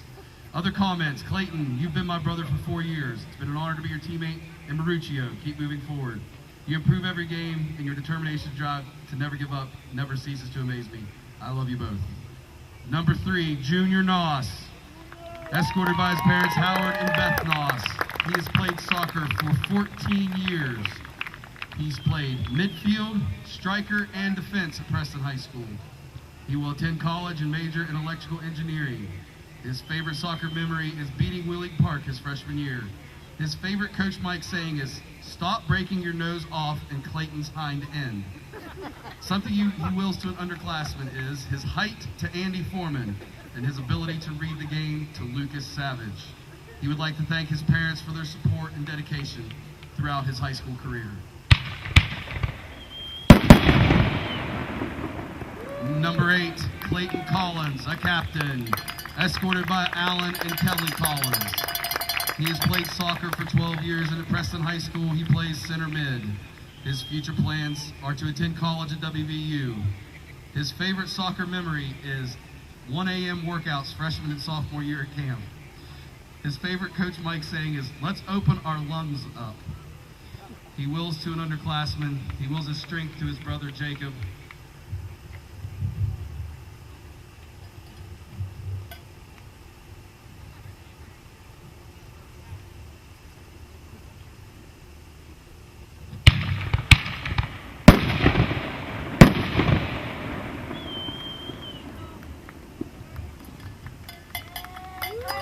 Now, let's welcome to the field the 2017 Varsity Lady Knights seniors.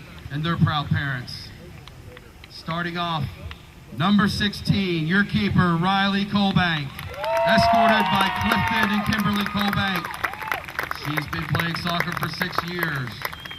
She occasionally, in addition to being your keeper, she's occasionally played striker last year when we were up on goals and Coach Rod was trying to let her score.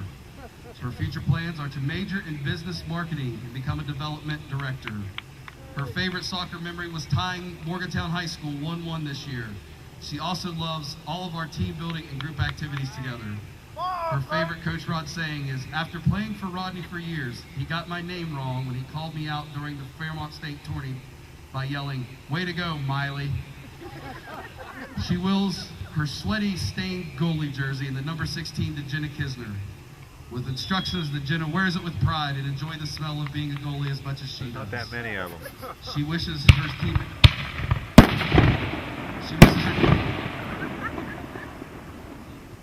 her teammates good luck next season. To all the returning players, give it your all, because you will blink and it'll all be over. A special Coach Rod comment, Riley, well buddy, we're on the home stretch. You've put in a lot of time in the off season the past couple of years and it's paid off nicely. Thank you for working so hard for the team and for being one of our emotional leaders. Remember, we still have a run to make in the playoffs. Go as long as you can. Knights on 3. 1, 2, 3, Knights. Next up, number 10 on her jersey, 9.5 in our hearts, Mary Catherine Garbert. She's being escorted by her mother, Chris, and her father, Chris. She's played soccer for 8 years. For Preston High School, she has played defensive and offensive midfield. Her future plans are to attend WVU to major in psychology. Her favorite soccer memory was playing a full 80 minutes in the Buchanan Upshur game, gasping for air every second of it. Her favorite Coach Rod saying is, I need a little less giggly pigging around from the upperclassmen. Or, MK, I think there's still a spot for you on the volleyball team where you don't have to move. She wills her cleats to Maggie Cease to keep the speed of the team alive, even when she's not playing with them.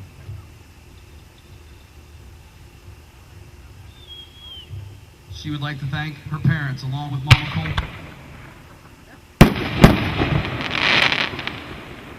Mama Colbank, for hauling me back and forth from every game these past 2 seasons, and for the constant support from her friends, family, and of course her teammates. Lastly, a thank you to Coach Rod and Coach Sarah for believing in me enough to let me be out on the field. These past 2 years have been great. Coach Rod's comments, MK, it was a good day a little over a year ago when I heard you were going to come out for the team's girls soccer team. You bring good size, athleticism, and physical play to the table, and have always helped win that midfield for us. You've always been a very coachable player, and a player that I can always count on to equalize the threat. Wink, wink. Next up is number 9, Allison Moon, escorted by Nikki and Brian Moon. She's played soccer for 14 years, and she's played everywhere for Preston girls soccer except for goalie, but mainly defense. Her future plans are to double major in biochemistry and nursing and become a pediatric oncology nurse with emphasis on special needs. Her favorite soccer memory is scoring her first high school goal her sophomore year off a corner using her rear end against East Fairmont. Her favorite Coach Rod saying is, at the beginning of the season when Rod said, "You are below average," even though it may have been taken out of context. She wills her loud, manly voice she uses during games and her passion for the game to Taylor Kramer. Enjoy playing your senior year next year. It goes faster than you think. She would like to thank her mom and dad. She would like to thank her mom and dad for putting me through endless training and for the love and support you've shown me. Thank you, Popple, for being at every single game, and Mimi and Pappy for taking me to endless doctor's appointments for injuries. Thank you, Coach Rod, for coaching me the past 14 years. You have molded me into the player I am today. To the team, thank you for making my last year of soccer so memorable. I love you all. Coach Rod's comments are, Allie, you've always been a very solid player for us with a good combination of skills and game knowledge, as well as being one of our vocal leaders. It's been a pleasure watching you interact with the incoming freshmen, passing along the knowledge you've picked up over the years. Always remember, you're well above average in all aspects of soccer, especially your speed. Comments stating otherwise by your coach were merely a motivational tool. Smiley face emoji. Thank you, Coach Rod, for using emojis. Next up is number 17, Mary Elizabeth Richmond, escorted by Michael and Michelle Richmond. She's played soccer for 15 years at Preston. She has played in the midfield and on defense.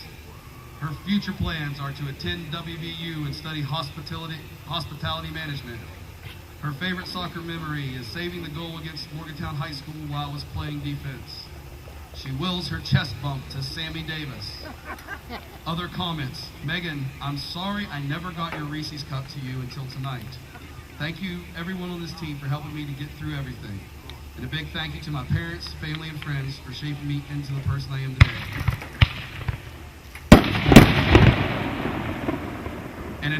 And an even bigger thank you to Conrad Dubois for showing up to every game and cheering us on. I love you all. Thank you. Coach Rod's comments. Mary, this season you picked up the physical aspects of your game and your confidence. You've also shown how versatile of a player you can be. I've grown to really like your everything will be okay attitude. It's a good mindset to have, and it helps keep the stress level down, particularly in a high-stress competitive game. Now, come on, Mary. Next up is number 15, Abby Spiker, escorted by Scott and Ed Spiker. She's played soccer for 13 years. At Preston High School, she has played striker, forward, center mid, and outside mid. Her future plans are to attend WVU to become a forensic pathologist. Her favorite soccer memory is her freshman year at Fairmont Senior. She got the first goal of the season. Her favorite Coach Rod saying is, "Come on, Abby, what are you doing?" She wills to an underclassman. She wills her aggressiveness to Lexi Stahl. Coach Rod's comments. Abby, you've shown great improvement each and every year for the Lady Knights, particularly from last season to this season. You've also shown exceptional toughness in your ability to play through injury and the pain.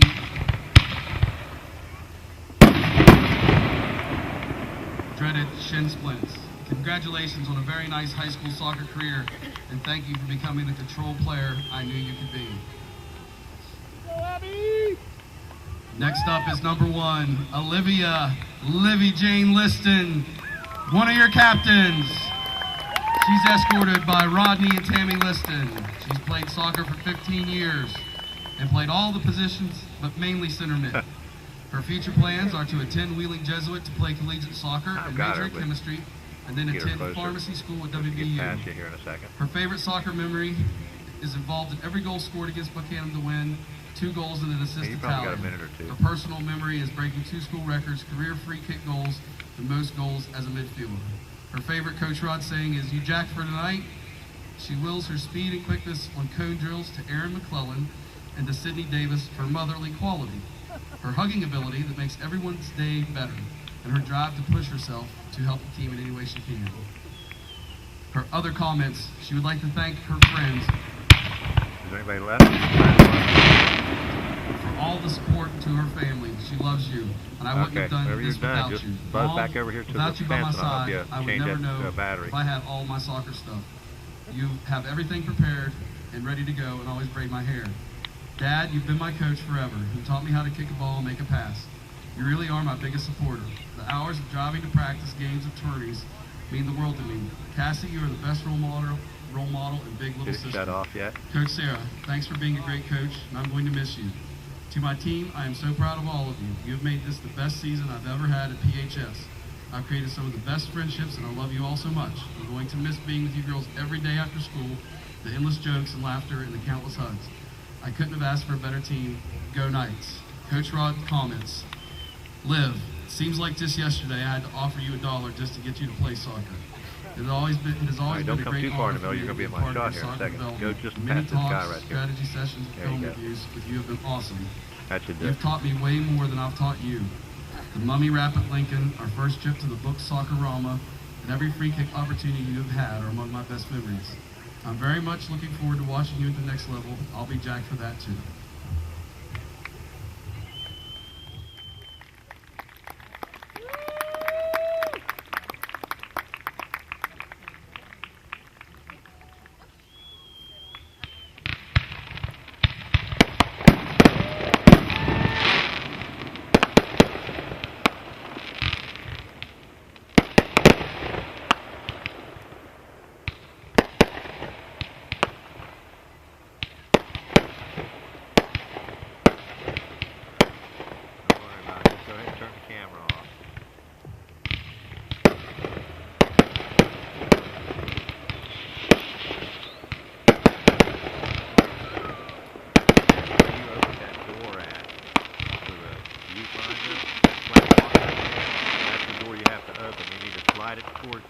toward me.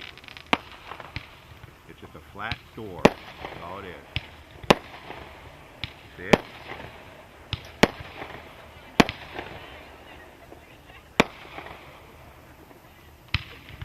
Right. Well, put your left hand on where it's going to hinge, and then put your thumb or finger under on this back side, and then you're going to open that door right there. It'll open from the back part of it is the one that's moving away toward you. Okay, just go ahead and get the door open first. Okay, there's a little piece that holds it in. Just push it to the side, it'll pop right out. Our soccer paths crossed a long time ago, back when you were all about 6 years old. Along with a few of your younger Lady Knights teammates, Sydney, Kendra, and Megan, we had great success back then at both Coles Cup and Open Cup. As our regular season comes to an end, let's rekindle that spark and level of competition to push ourselves into sectional playoffs, win our section, and take the regional title to make history and earn our spot at the state playoffs. Let's go Knights. And to Conrad Dubois from your senior girls, you're the heart and soul of our team. We couldn't have done this without you on the pitch cheering for us. You are the greatest. Thank you, seniors, for your time and dedication. The connectors on it will go toward the front.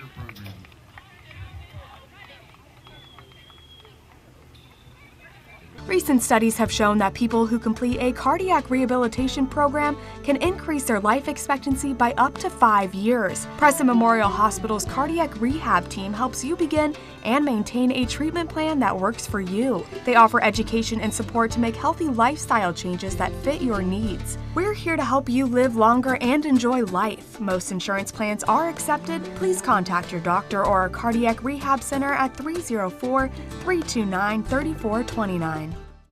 Kent and Melissa with Delano's Furniture and Mattress. Celebrate the new year with us by saving big on our double-sided made in West Virginia mattress sets. Yesterday's quality meets today's technology. A mattress you can flip. It'll last you year after year. Come experience the Delano's difference. The Delano's difference.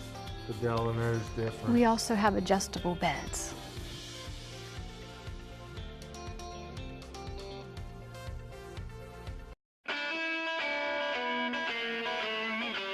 From a simple switch, troubleshooting a problem, a new service, to that backup generator that you'll need in times of emergency, Blake Electric can handle all your electrical needs. They have the experience and knowledge to do it professionally and safely and do the job right the first time.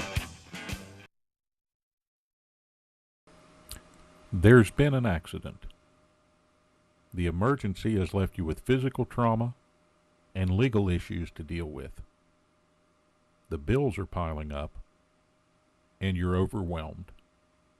Where do you turn for legal representation? Hi, I'm Paul Estep. And I'm Steve Schaefer. We're attorneys practicing right here in your home county of Preston.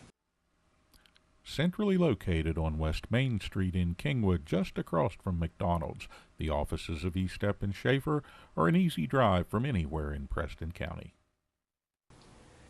You don't have to go outside Preston County to hire a lawyer with the know-how, the experience, and the knowledge to represent you fairly in a serious personal injury matter. Call us at Estep and Schaefer at 329-6003 or visit us on the web at www.estepschaeferlaw.com.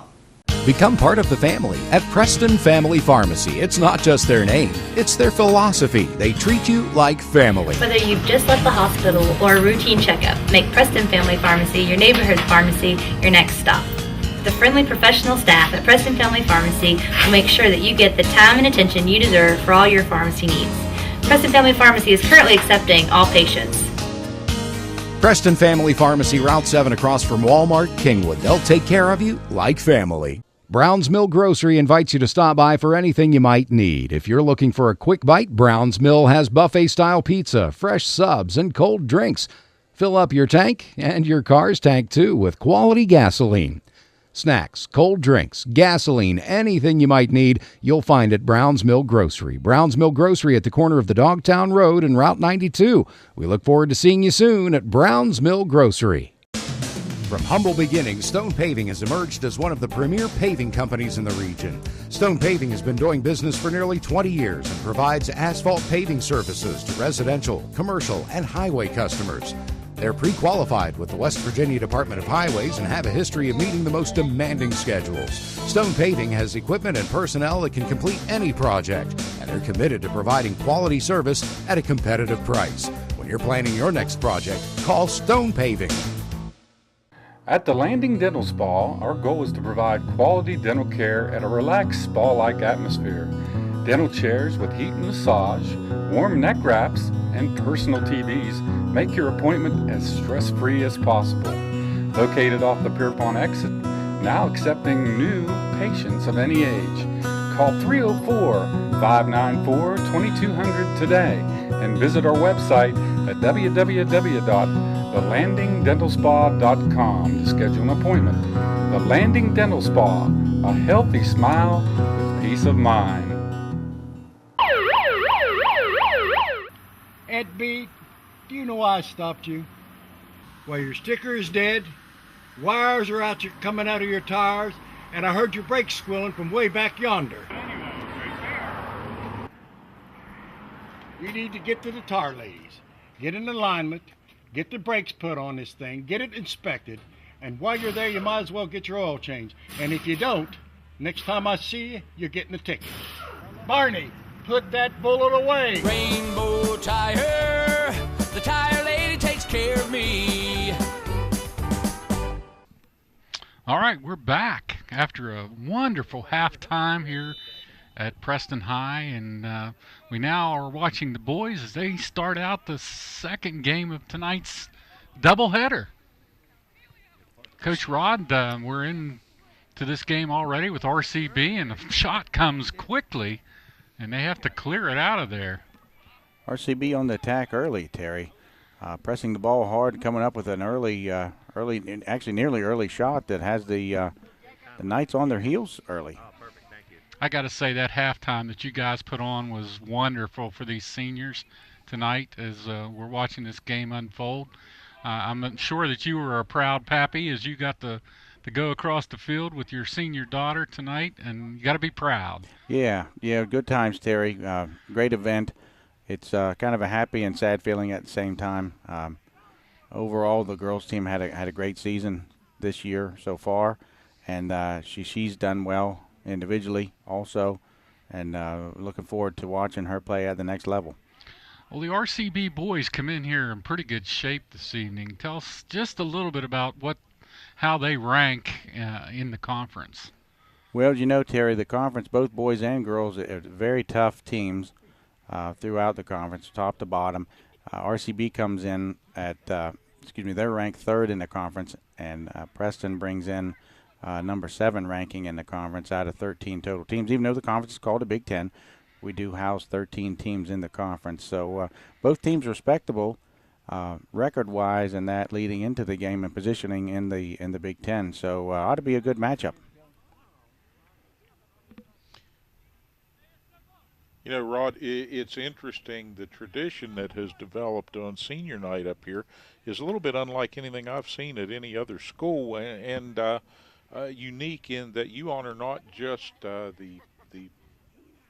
graduating night seniors on both squads, but also you get the seniors from whatever team happens to be visiting up here on the hilltop, and you give them some proper due here on senior night and ask them to participate in the program. When did that start? That actually started, that started about 4 years ago. One of our players in a previous season had, one of the girls' players, had been part of another team's senior night, and they recognized our girls at an away game, and it just was a nice concept, and that young lady wanted to go ahead and try to bring that tradition to us, and I think it's a nice sentiment. It is. I think it's really something very, very classy to do that, and shows the class of the Preston program and Preston High in general, and I'm sure fans from other teams that have participated in that over the years go out of here and they go back home and say, "Wow, we're impressed. Those guys were good to us." Yeah, comments that you hear once in a while from the sideline, the opposing teams during those recognition events are that, well, you know, our senior night is next week. Don't expect anything of this nature to go on down there. You know, with the addition of the fireworks. Oh, That's yeah, pretty that was special. great. Yeah. It really is a great atmosphere, and I think the players love it. Yeah, I'd like to see that expand out to some of the other sports. I'm not sure you could ever do it with football. I don't know about that with some of the heated rivalries that you have, but there are plenty of heated rivalries here on the soccer pitch, and it doesn't get in the way of these kids respecting one another's abilities and all the effort that's been put forth to become a senior on a squad, whether you're a full-time or a part-time player, and to give that respect to the other team. I just think that shows a lot of the class of the program here at Preston. Yeah, thank you. Like I say, a lot of time and planning goes into those events. The Preston Knight goalie so far has had to work pretty hard here in this opening quarter. Run down some of the top players on this Preston team. Sure. So the goalie that you mentioned, Peyton Fazenbaker, he's been busy so far. Just playing the ball back there is number 7, Junior Noss. We also have the Clayton brothers. One is a defender, Jacob, and midfielder number 8 there, Clayton Collins. I call them the Jacob brothers. My mistake, the Collin brothers. And Sean Loudermilk, number 14 there. He's another player to watch. And they've got a few youngsters that are pretty fair as well. A little Andy Foreman does a very nice job for him. And then you don't want to forget Monty Rebello. He's pretty deadly as a scoring weapon for the Knights. They use him in a myriad of positions. Typically he's a forward, although tonight I see him sunk in as a defender. Looks like that Coach Adams is trying to shore up the defensive line and keep the game nice and competitive and tight early on. I think that Coach told me he had some injuries that he was dealing with and was trying to play a lot more defense this evening. Is that part of this? Yeah, that is a little bit. You know, the boys play so hard, and they do their due diligence and workouts and stretching and all that. But you know, injuries are a part of really any sports program, and the boys play at a hard level. And so one of the players that I will name is Josh Land. He has had some, I wouldn't call it chronic, but I would call it a periodic injury to his hip and thigh area. So he's in and out, probably be in and out of tonight's game, as a matter of fact. Certainly a good player, big contributor for the team. He scores a lot for them as well. But it's hard to play a sport if you're having leg or hip problems like soccer, in which there's that much running. As we had talked before, it's nothing for the midfielders in particular, but a lot of players run a lot. But it's nothing for the midfielders to see 6 or 8 miles during the course of one game. Wow.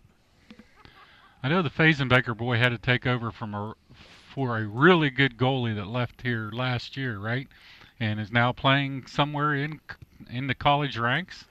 Johnny Krosky was the goalie last year. I tell you what, Terry, I'm not sure. I haven't followed real well with him to determine if he is playing, but I'm sure he had an offer or two. Bright young future for him. He played really well for the boys group and was able to read the game really well. I think was his main strength. Peyton brings a little bit more overall athleticism and length. He's a little taller than John.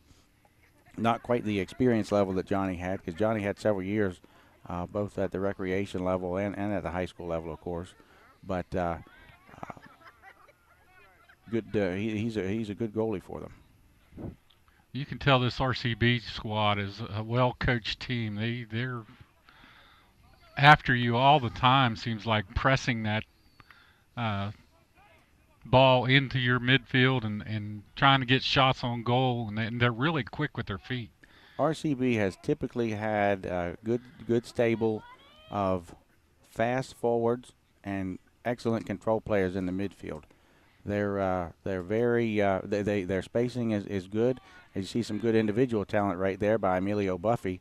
Looked like he banged a shot off of the upright, corralled in by Peyton. But very good individual player. Always plays with his head up and able to find his teammates. But again, that's kind of a signature of RCB. They'll space the field out and draw you out and then go on the attack. We had a point-blank shot, just banged it off the goalpost. Well, I suspect if the Knights don't pay more attention to him, we'll see a little bit more of that later in the game, Terry. Quick feet. Good job by the Knights.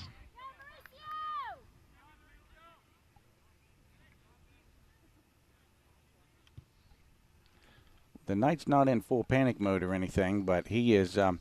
They're certainly not, again, not showing quite the composure that RCB is. They're clearing the balls out when they need to under heavy attack, and doing a decent job so far of limiting some of the RCB chances. Now, RCB has had a little more control in my mind, and here they go again, as a matter of fact. Good pickup by Monty Rebello there, number 17. And you mentioned Rebello earlier. I know he's just ultimately just a very, very good all-around athlete. We saw him play basketball last year. I know he's crossed over to become a place kicker on the football squad now, much to the delight of the coaches over there on the other field. And looks like he will probably be another one of those youngsters from this Preston High stable that after he's a senior next year may be getting some attention at the next level in play at the likes of a Wheeling Jesuit or Shepherd or a school like that that all have very, very good soccer programs. And I think soccer is his first love. But it's fun to watch him no matter what sport he's participating in because he's so athletic. Yeah, you know, they always say that you can't teach speed and you really can't teach height either, and athleticism, and he has all those concepts. He works a lot in the off season. I don't know that he necessarily has attached himself to any one travel program, but he certainly puts in the time in the off season. You can tell he's got very fundamentally sound foot skills. Is a like I said earlier, scoring threat nearly all the time, and has enough speed to beat a lot of defenders. It normally takes a couple just to keep him at bay. The Knights in general, as you alluded to, not in panic mode. They seem to be kept back a little bit on their heels here and constantly working defensively. And maybe this match so far, would you say, is at a little faster pace than Coach Adams and the boys would like to see it go at in the early stages? Yeah, like I said, they're not giving the Knights much time even after a recovery of a long clearance ball. They're heavy pressing frequently and often. It was their closest shot so far on goal, and they cleared it out of there. But a good try. Looks like we'll have a corner kick, maybe. No, just a throw in from the side. Number 8, Clayton Collins, throwing the ball in for Preston.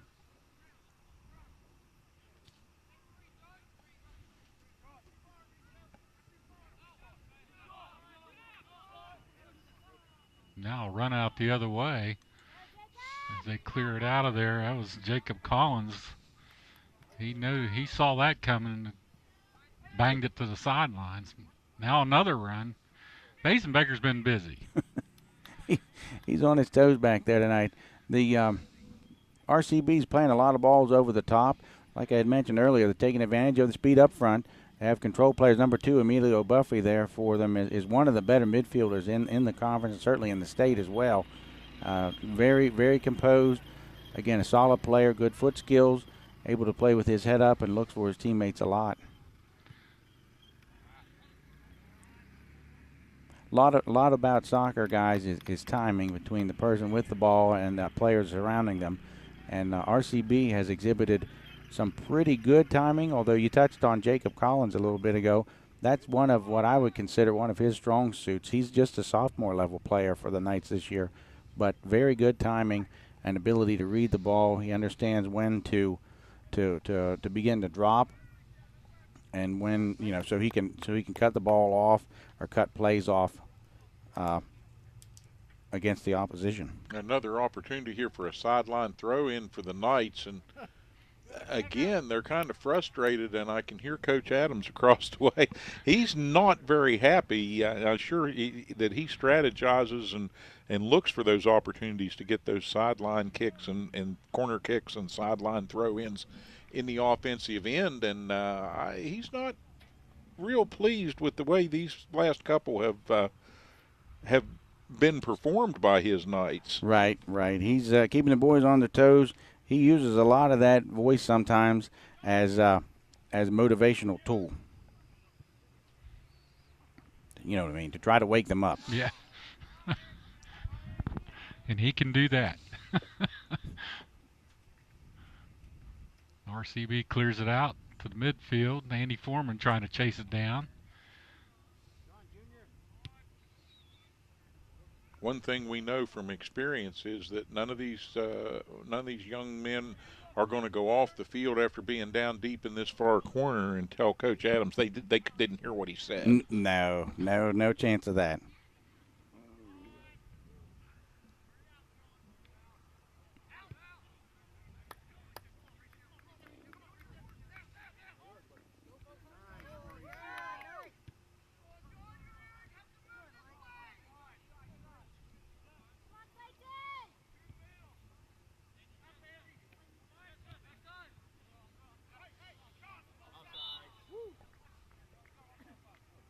Like possibly offside. And Preston will take back over. A couple subs getting ready to come into the game for RCB and the Knights. As we're once again here at Preston High on senior night. Your girls got down early, Rod, in that first game. Was down 2-0 and battled their way back for a tie against a very good RCB girls squad. So again, that's a historic night for the Lady Knights. It's best outing against that group that you've had. Yeah, guys, I'm very proud of them. They did a great job of keeping their head in, and were able to come back and equalize the game. Guys, you see some of the strategy here that Coach Adams has instilled in his defenders. They're as we mentioned earlier, Jacob Collins' timing. Really, the whole line themselves is very well versed at holding the other team and making sure that they either get them offsides or they're not able to make the run. That frees up Fazenbaker to come up and make the play by himself without being pressured. Now, once in a great while, that will backfire, but for the most part, Coach Adams is very sound defensively and able to get that to be to their advantage. It causes a lot of frustration on the point of opposing teams. Nice job by the Knights fighting through a couple tackles there, but then they're turned away. Once again, staunch defense and just being a little bit out-quicked right now. Although and there's Coach Adams on the far side. But they even though they were out-quicked a little bit, they did a nice job fighting through a couple of pretty tough tackles there. Ooh, there was another opportunity, but the goalie snuffed it out for RCB. That could have turned into a goal very easily.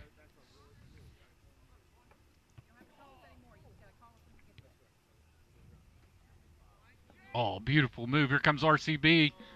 Oh, nice sliding tackle. Saved that.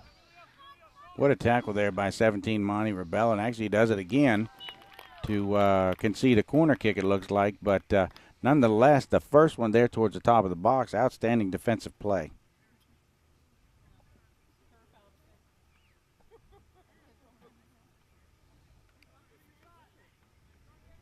Now a corner kick. RCB centers it in. And a heavy shot way over top. That may have come off of a Knight, and they will get another attempt at that. Another corner kick.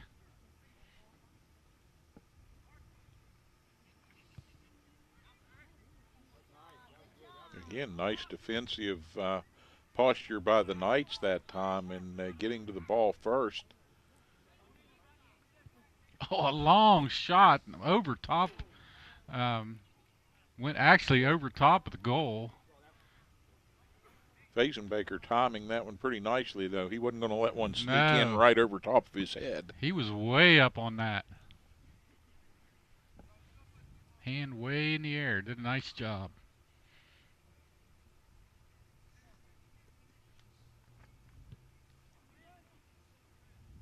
0-0 scoreless tie. And another run out. Here they come. And a shot. Fazenbaker saves it. What a job. Point blank. That could have went right, left, up, down. And he was right there to stop that. Well, and not only did he make the stop, but then he secured the ball to keep RCB's second man in from getting an easy shot off of a rebound.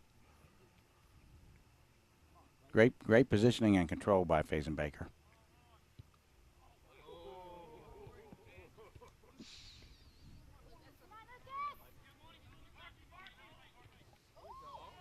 Surprised we didn't get a whistle on that. Yeah, a little incidental contact there. And another shot goes wide of the goal. He had to take a wide shot as Fazenbaker came out and forced him to try to hit the corner. Just wasn't there. Good job by the Knights defense with 20 minutes running down on the clock in this first half of action.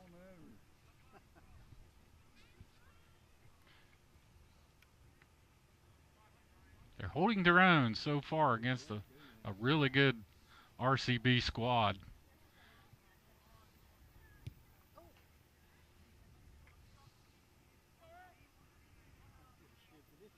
Senior night also the final home match of the regular season for both the boys and girls squads.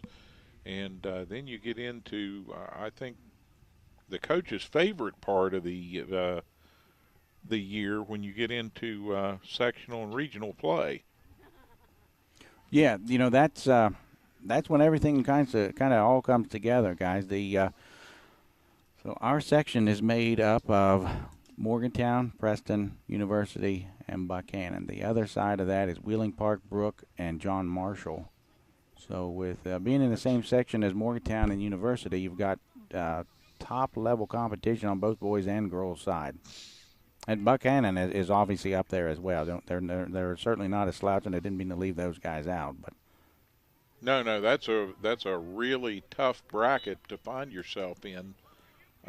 Year in and year out, and it's sort of on this side of things reminiscent of the way it was a few years ago, well, several years ago now, for the basketball teams that faced the same thing. But then sectional play in the regions are arranged and organized a little bit differently for soccer than they are for basketball because of the number of schools that participate, and it leaves you in a tough situation.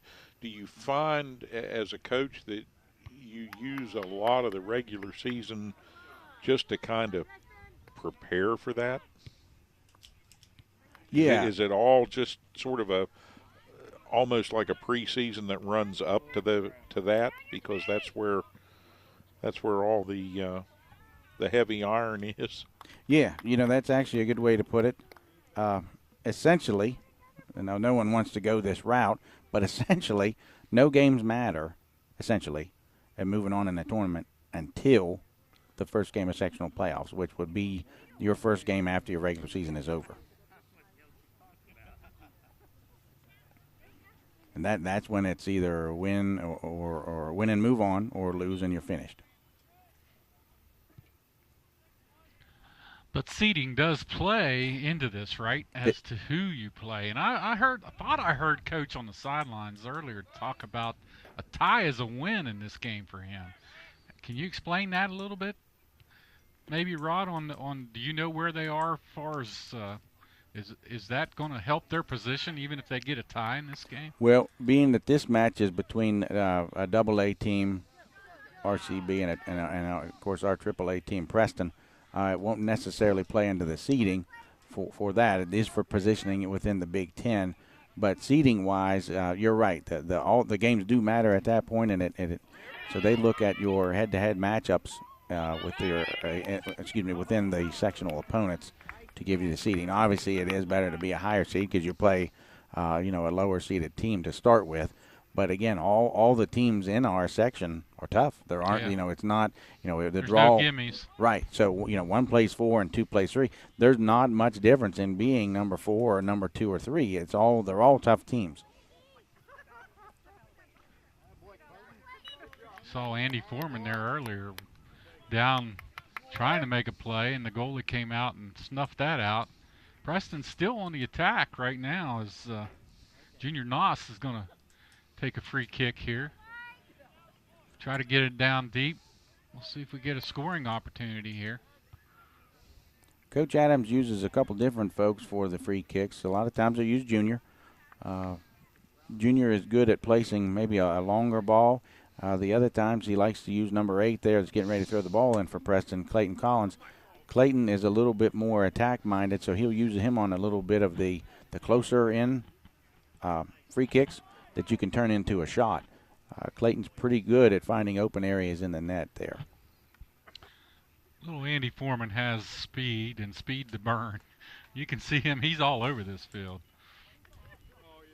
He's a workhorse. He's a freshman for the Knights, and works just as hard as any player, and it really does have high top speed. For no he doesn't have long legs. He's not a tall individual, but he really is fast, and not intimidated at all by the size of any of the players.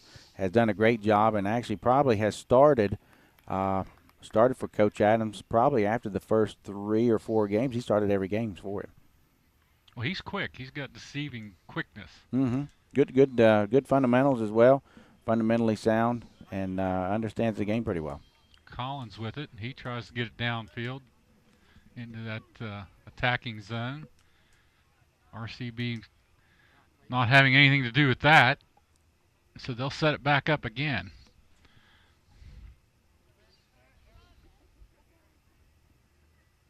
But the more minutes the Knights can keep the ball down on the offensive end, I'm sure not only is the more it's to the liking of Coach Adams, but the better chance they have to make something happen in a positive way and get on the board. And how big would it be to go up 1-0 in this game here in the first half of play for Preston? I would feel that would be a very, very big boost in their confidence.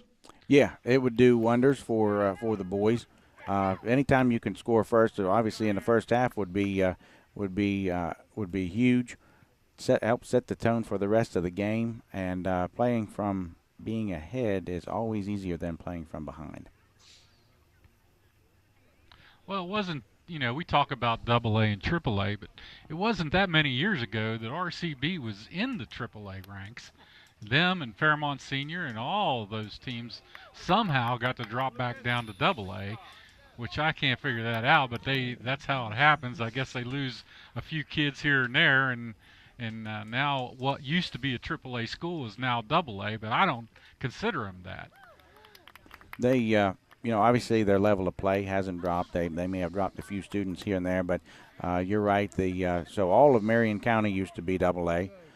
Lewis County used to be AA. Elkins used to be AA. These guys used to be, AAA. Yes. I'm misspeaking. AAA. These guys used to be AAA. I think even Bridgeport was back and forth AAA once in a while. Well, in the back and forth aspect of that's something that Bridgeport over the years has kind of perfected. They always sort of could put themselves where they wanted to be, and I kind of suspected that had more to do with football than anything else, because they're a football powerhouse. But when they sort of saw the writing on the wall in AAA with consolidation, I think they said we'd be just as happy to win championships at the AA level.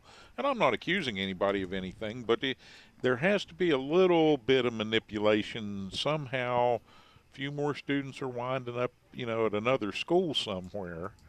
And suddenly your numbers drop just enough. And that's really been the argument I've made throughout football season, that it's less fair to a more rural, widespread county like Preston when you have teams that are arguably city teams in Fairmont, in Clarksburg, that don't have to travel as far to practice, don't have to travel as far in the off season to do conditioning, weight training, and the like. Don't have to expend the amount of energy that kids have to expend up here, or to have the desire to get up and say, yeah, I'm in Aurora, but I'm going to go over to the school, and do something, or I'm going to stay extra. In a lot of cases, those kids, those student athletes just can't do that. They can't afford the time.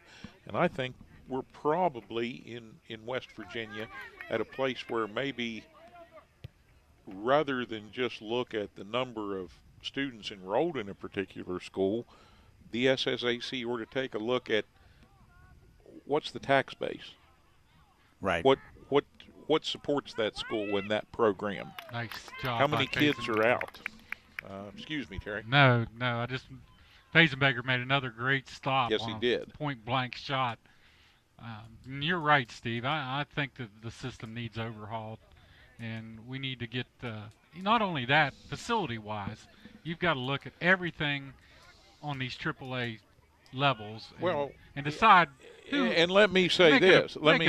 There's a tremendous level of booster support, no matter what the sport is, here at Preston High, and thank goodness for them, because without the many booster programs and the hard work of the people that are coming in here and volunteering to just physically get things done, or are supplying funding for someone to be hired to get something done, it's just difficult, if not impossible, to run these programs. And whether you're talking about somebody taking care of the natural turf over on the football field, or somebody doing the necessary maintenance and things that need to be done to the track and to the turf on this part of the facility. And, shout out to the baseball program and Glenn McNew Jr., the coach there. People, I call it magic dirt, but they put a new infield down over on the baseball field just to try and get into a situation where these kids will be able to play some home games, because how many years has it just been too cold, too wet, and too much of a mud hole? And now they've got the same kind of surface that the big leagues play on. It's the same company that makes the dirt that's on the infield in PNC Park, and it's engineered dirt. It's a fancy material, and hopefully gives the Knights an opportunity to play some home games, some baseball games, or have some practice time other than in the gym or on the asphalt in the parking lot, even though it may have rained. And again, without the boosters and without an awful lot of effort, time, and dollars spent, these things wouldn't happen. And I know that all of these student athletes appreciate it. You talk to some of these youngsters, and they're, I would dare to say they're way brighter than we were when we were their age, Terry. And they understand and appreciate what goes into it. There's no doubt about that.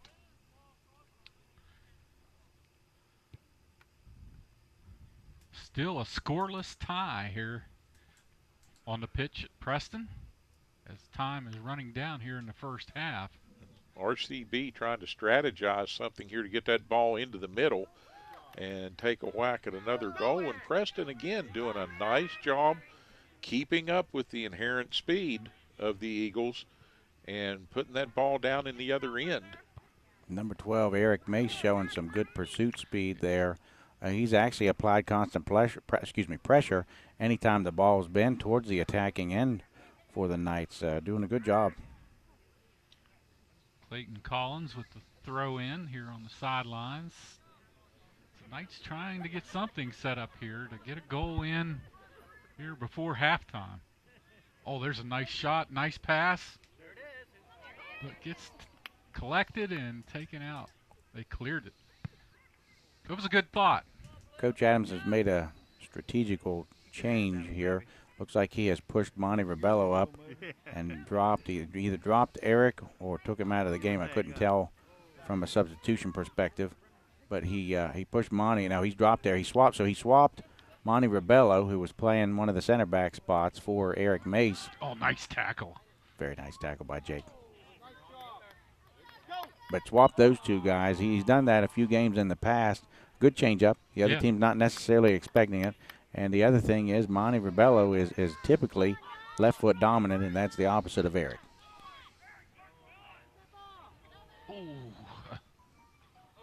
Number 2, Emilio Buffy, again showing how dangerous he can be towards the finishing end for RCB. He wanted to sneak that one right in the corner there and nearly succeeded. Boy, he made a nice quick move, a double step, and found himself wide open for a corner shot, just wide of the net.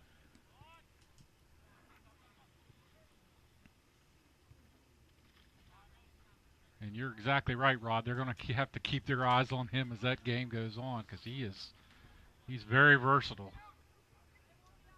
Now they get another shot out. Oh, this one gets by, and it's going to trickle in.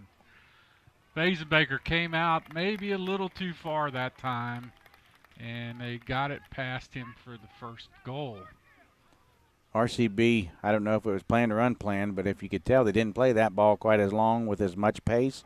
So it's away from the keeper, having to draw the keeper out, and at the same time, the player on the verge of being offside, but obviously onside because they didn't flag him for it. So, again, with the timing that we talked about earlier, happened to be on the side of RCB that play. That comes with about 5 minutes left in this first half as RCB goes up by a score of 1-0 here at Preston High. Number 15 there, we got a quick glimpse of him. That's Mauricio Barro. He is actually a dominant, not a dominant, but a primary basketball player for the Knights, and decided to give soccer a shot this year and has worked his way into, I believe, starting a game or two and some significant playing time. He's, again, another good athlete and is able to understand, the bits and pieces that he does know about soccer and apply his athleticism to his benefit. Well, it's got to help his quickness when it comes to basketball. Yeah, speaking of basketball, just briefly here, as the Knights and the Eagles duel back and forth near midfield, it's been a little tough for Preston basketball last couple of years. They've gone through a succession of coaching changes after longtime coach Barry Sanders retired and gave up the reins, and it's hard to replace the only coach a school's ever had in a sport over a span of 20 years. And so as the Knights have struggled to sort of find their footing and find their way there, they've come to a decision, and Paul Kuntz is going to move up from the middle school ranks coaching, and I know that's a coach that you're familiar with, and take on, it was announced back during the summer, take on the lead role and try to mentor these young students, and perhaps getting into soccer, not a bad idea from the standpoint of, I know Coach Adams will have him in great shape when it's time to go to basketball, and I know Paul's having open tryouts and inviting all comers, and I think he's got a pretty big list of kids signed up that are going to try out to become a Preston Knight, and first and foremost, that's a good thing. Yeah.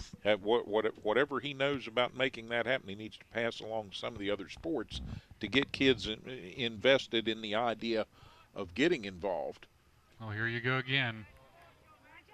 Oh, what a play. Now. That one almost defied physics. That was a great shot, great ball placement. I couldn't tell if that deflected off. I thought it went around the backside of that, but it did get in the goal because they rang it up. I don't know how they missed it. Actually, he made a beautiful shot around Fazenbaker when I thought Fazenbaker had it killed. I've often heard the term used when it comes to soccer, well, he bent that one. And I never understood it totally, and now I think I do after seeing that shot. He bent that one around the post. It sure looked like it. That was a great play by Emilio Buffy for RCB. Strong pursuit on the play by Jacob Collins for the Knights. Just Emilio made it happen. I don't know how else to describe. And that came, wow, time running down here in the half. They didn't need that goal to go in at halftime 2-0. But it was just an excellent play by Buffy.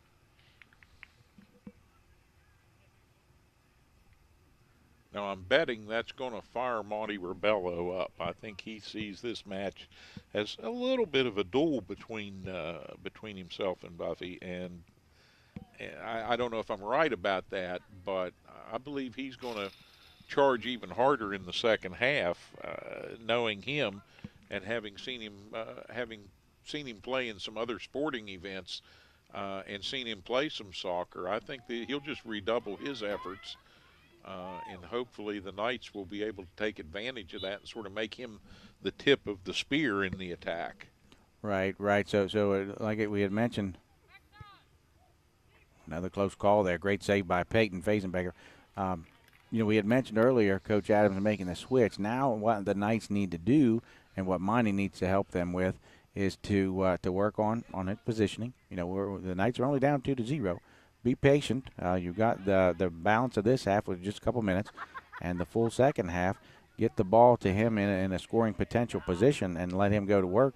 Like I said, he could draw easily 2 or 3 defenders from RCB just to mark him, and if that's the case, use another Preston Knights attacker, and we can finish with a goal.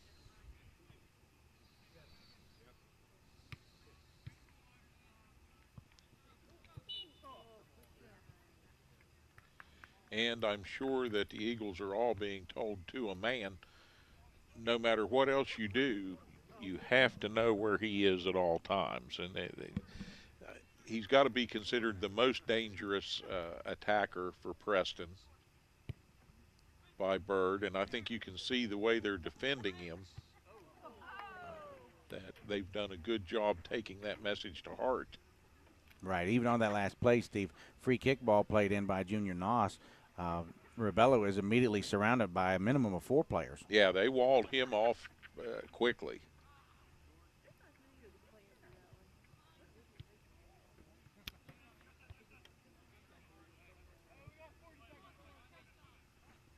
Talked a little bit earlier about the injury report for the Knights. Another player that I'm not seeing out there, and I don't believe we will see him this evening, is Alex Royce. He's another solid defender that the Knights use and play him with some heavy minutes. That's, again, another starter-level player that the Knights are without. As we see Fazenbecker clean up another save. Looks like that was another ball, this time played in from the left side by Emilio Buffy. Time running out. As the seconds tick off here in the first half. And that's going to end it. Knights down 2-0. And that finishes up the first half of action here at Knights Stadium. We're going to go out to a quick commercial break. We'll be right back with second half action.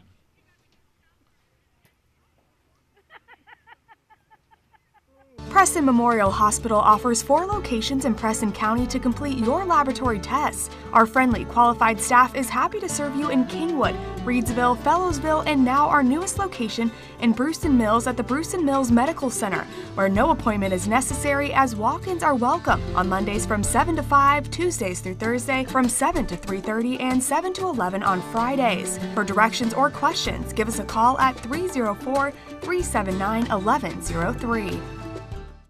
Kent and Melissa with Delano's Furniture and Mattress. Celebrate the new year with us by saving big on our double-sided made in West Virginia mattress sets. Yesterday's quality meets today's technology. A mattress you can flip. It'll last you year after year. Come experience the Delano's difference. The Delano's difference. The Delano's difference. We also have adjustable beds.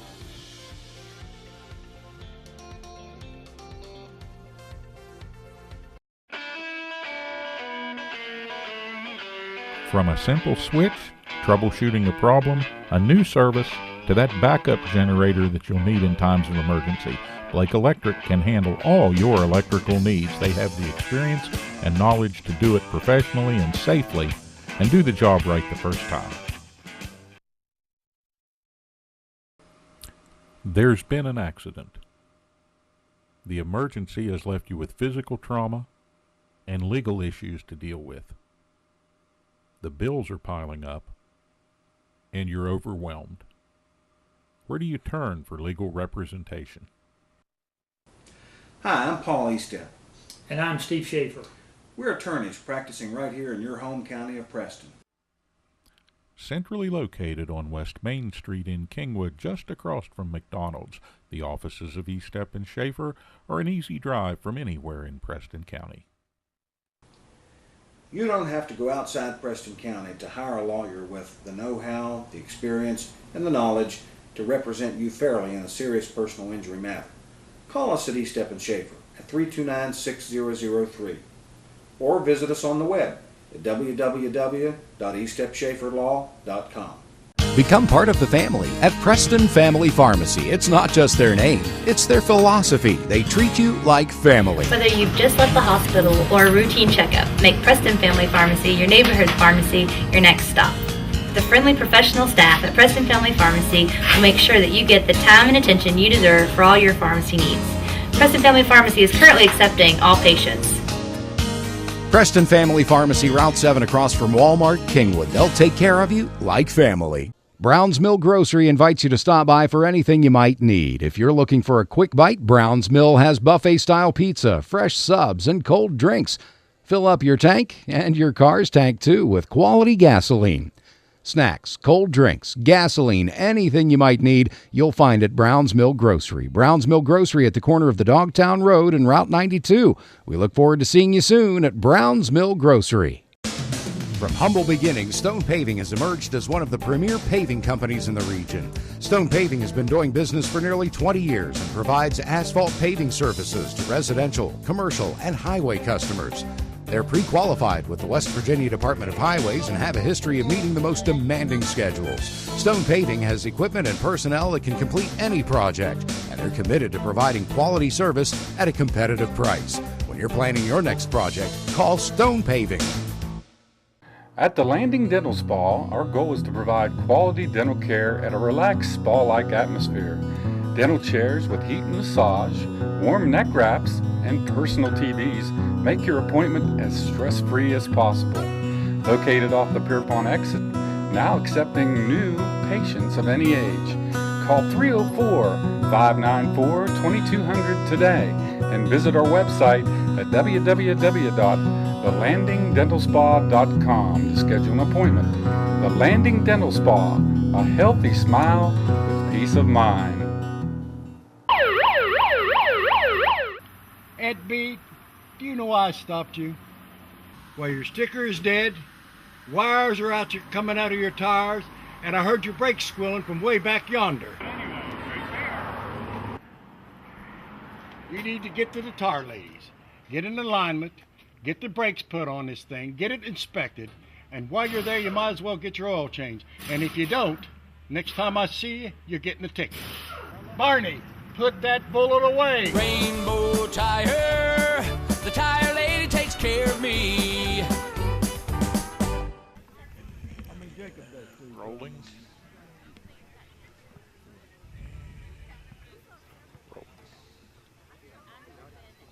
All right, we're back for second half action as our Knights are down to the RCB Eagles by a score of 2-0 as they work their way back out on the field from halftime.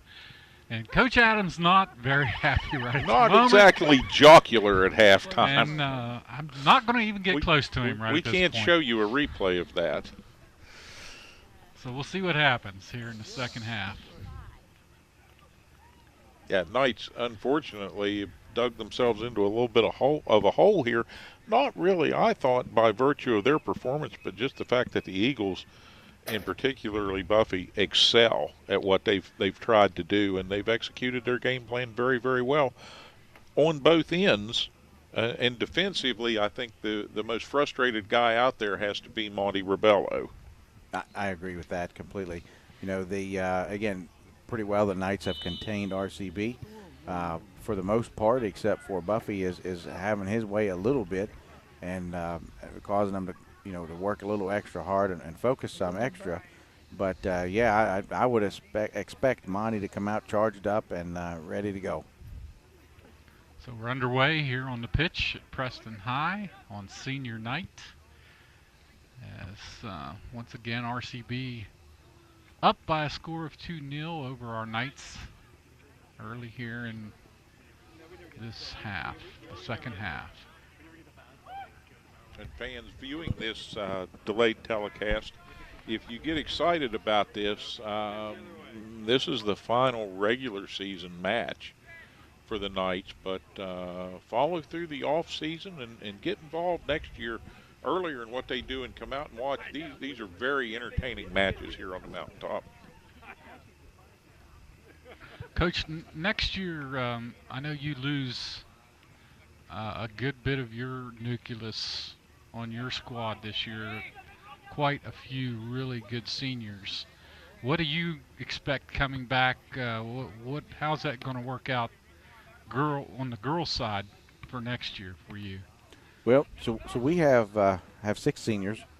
All of them are starter level players, and again, it's hard to fill not only the starter level of play, but the maturity that a senior gives you, really in any aspect. They handle situations differently, and are able to pick up on things differently, and better in most cases and quicker. But to be honest with you, we've said since the beginning of the season, after I got a look at the girls in the summer, I said, girls out this year, I fully believe we have more than a starting lineup full of players on the team. So with that in mind, it's not like that we just are going to fill shoes immediately. I think that we'll have to have to work pretty hard at it. There as Mauricio Barro got hit in the head there off of a ball played in by one of the RCB players. But so we do have a lot of shoes to fill, and pretty confident though in the ability of the girls, because we have several that are playing travel and or getting training out of season again this year. That's always a good thing to help them out in a progression. And that's something that I, just like down in Morgantown, the kids down there started 5. They're out on a soccer field or playing up at the, what do they call the park up at Milan Park? Right, up at Pro Performance. The leagues in Milan up there, Park, sure. Pro Performance. They're being trained at 5.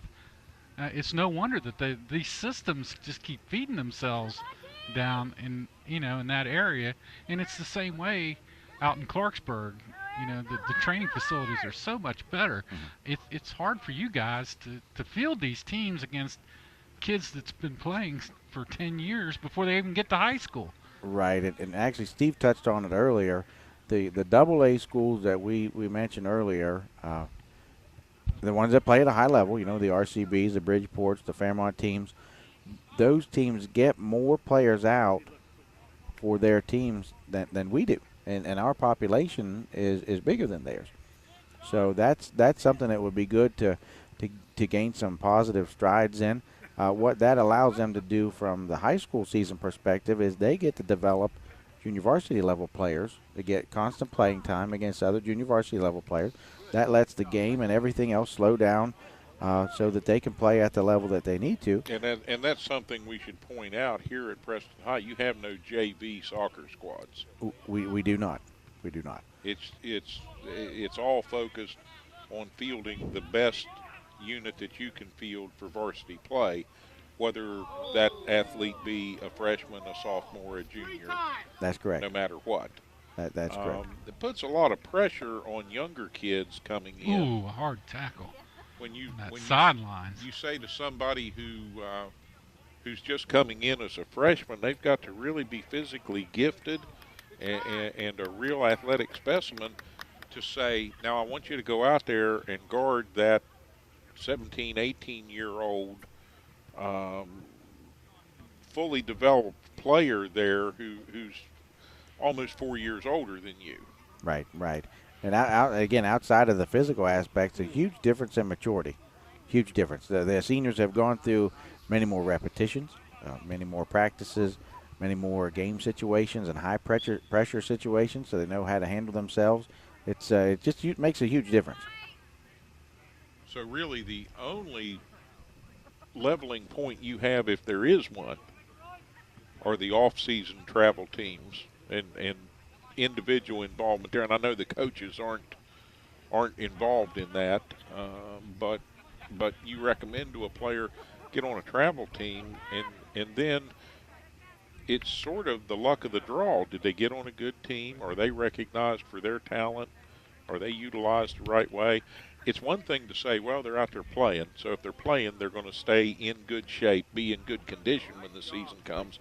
But it's another thing to say this individual has specific skills, maybe a skill set that makes somebody a goalie, but they're not being asked to play that position on the travel team. I know it's all good experience, but is it the best experience that they could have compared to, as Terry said, kids that are out here at 5 a.m. specializing in their development? Right. I just think it's a little bit of an unfair advantage for the more in-town schools.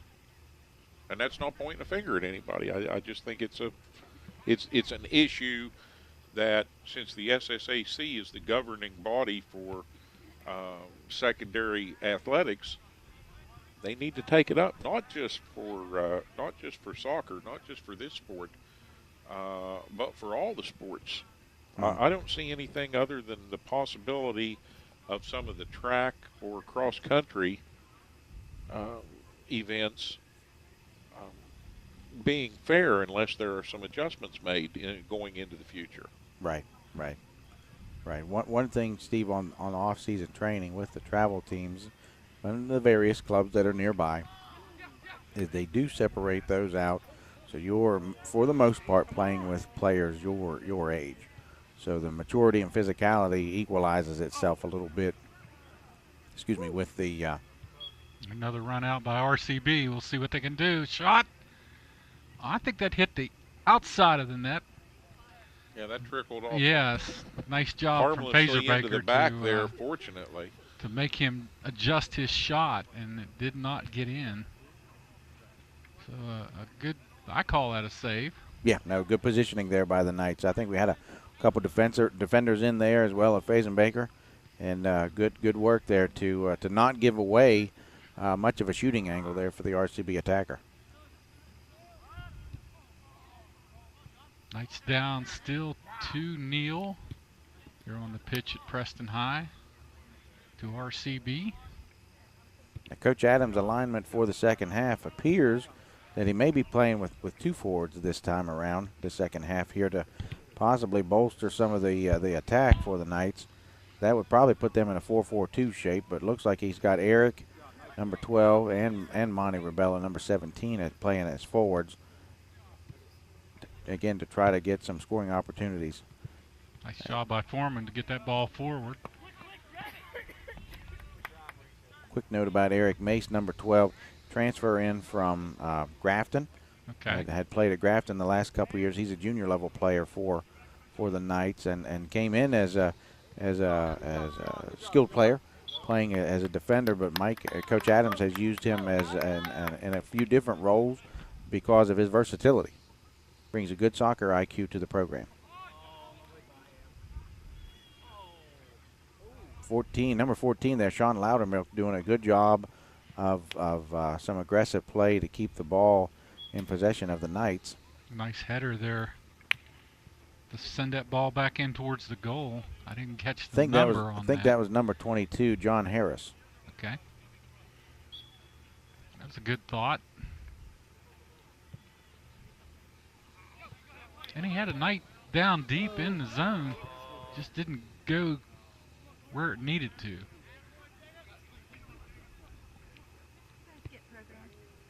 Back comes RCB.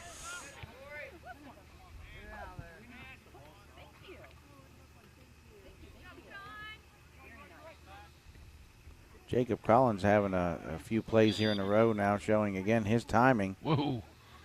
Sean Loudermilk sort of creatively gets the ball away from the RCB attacker there, and then it's as though he may have committed a foul. We might have a free kick coming up for RCB. Didn't quite see what the call was at that point. But the RCB player advancing to the ball there, and it ended up on the ground.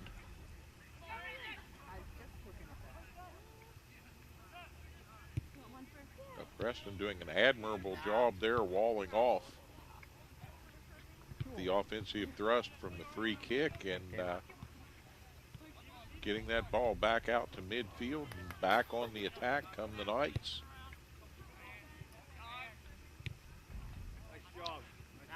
RCB dropping 3 defenders now. They've got a 2-0 lead over the Knights. They're not going to take any chances at this point. Long ball played through by Clayton Collins to 17. Monty Rebello did not get to make good solid contact on that shot, but the Knights have had some success playing some long balls over the top due to some accuracy on the folks playing the ball. That's typically Clayton Collins or Junior Noss, and also the athleticism of Josh Land, who again is injured tonight and not playing, and Monty Rebello, both good finishers.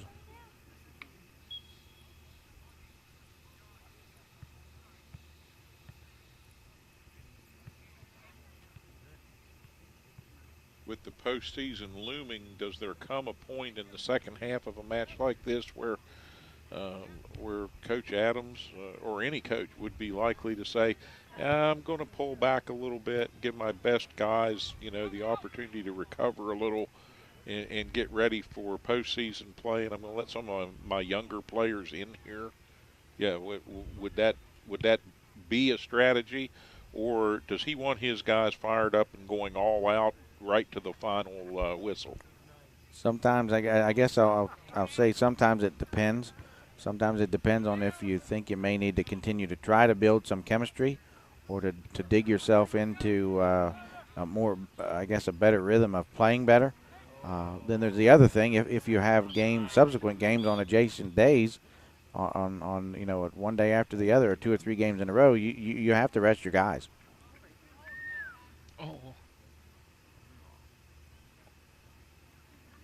Well, there was a bit of a scrum right there with number 8 Clayton Collins and 3 of the RCB attackers plus the Preston goalie Fazenbaker.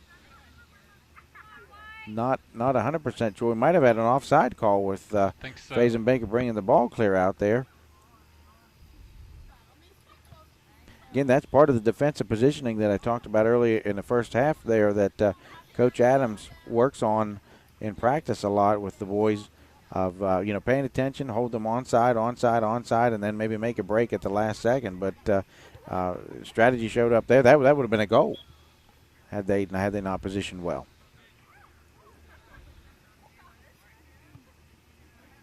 Here comes Bird right back to it down the right side before that one gets away and out of bounds. So the Knights will have an opportunity here with the throw in.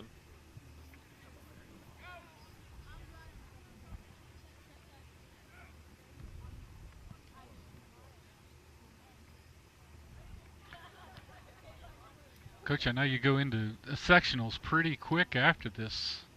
Do you have any inclination of who you may be up against here in this first round coming? Yeah, Terry, the alignment for the girls is pretty much set. I think the Buchanan and the University still have to play each other, but due to the schedule meeting that we had and some preliminary coin flips that have already taken place, even a loss by University will keep the seeding the same. So it looks like the University girls will come out the first seed, Morgantown the second seed, Preston girls are third, and then Buchanan comes in at the 4th spot. So in the first round, the matchups would be Buchanan versus University High, and then Preston versus Morgantown. Oh my! Bello had a chance at a goal, and I thought he was tripped up. I'm not sure why there wasn't something called. He was in front on the attack, and yeah, they judge those a lot, guys, based on whether the. Oh my! Did you see that goalie? He just flipped completely upside down. That was Mauricio Barro in there again, trying to make a good hustle play after the ball. I don't think certainly anything malicious, any kind of malicious intent. Again, Mauricio very athletic and quick, showing his ability to get to the ball quickly, and the RCB keeper had just picked up possession. Mauricio goes low, I think, to try to avoid contact, and again ended up catching the legs of the RCB keeper, tripping him up a little bit. Couldn't see for sure, but I believe he may have been carded on that one. May have been a yellow card for him. The official's going to come over and explain it to both the benches. I know it was a bang play, and I don't think I'm like you, Rod. I don't think he had intentions. He was just after the ball, but it was deep in the zone, and I'm not sure if this will be a point-blank free kick at this point or not. Looks like they just put it back in play. So yeah, just gave him a quick free kick out of the back there. Good to see no injury in that one. Like you say, he took a pretty good tumble. There goes the speedster for RCB. They have two. They have him covered pretty well, but he just gets right out of it. And the Knights take it away. Some new players on the field now for the Knights. 27, Javon Fitchett has entered the game. Appears to be a, well, hopefully, guys, the referee will get under control here soon. It's getting pretty physical out there. Yes. Now it looks like we've got a penalty kick coming.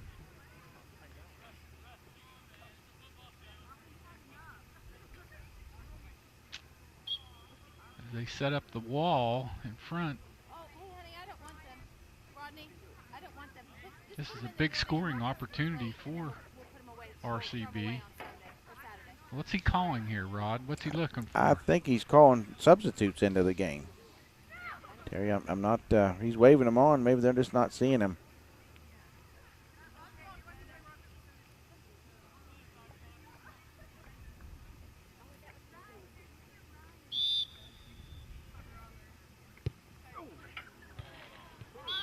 We have a penalty kick coming. Not sure on the alignment. Ball off of the goalpost, way high. So that goes away.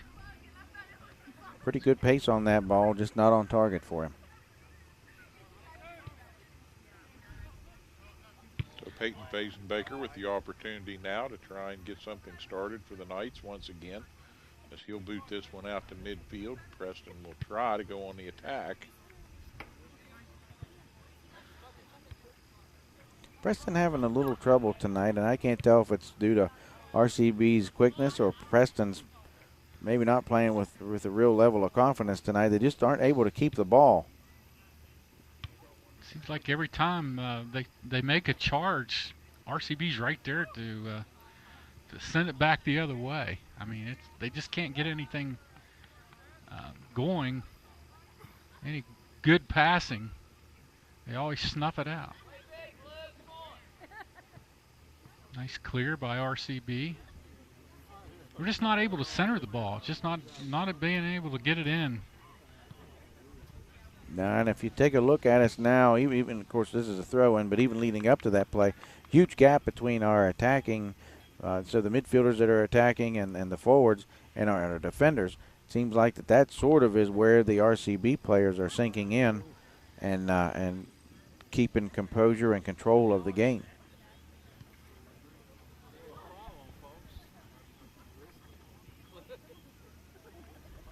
Help me when it goes in that corner.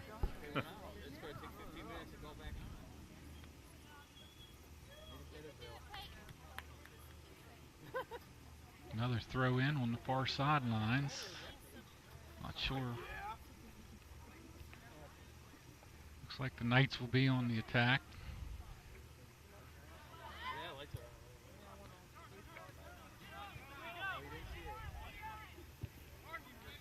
Nice play down into the corner.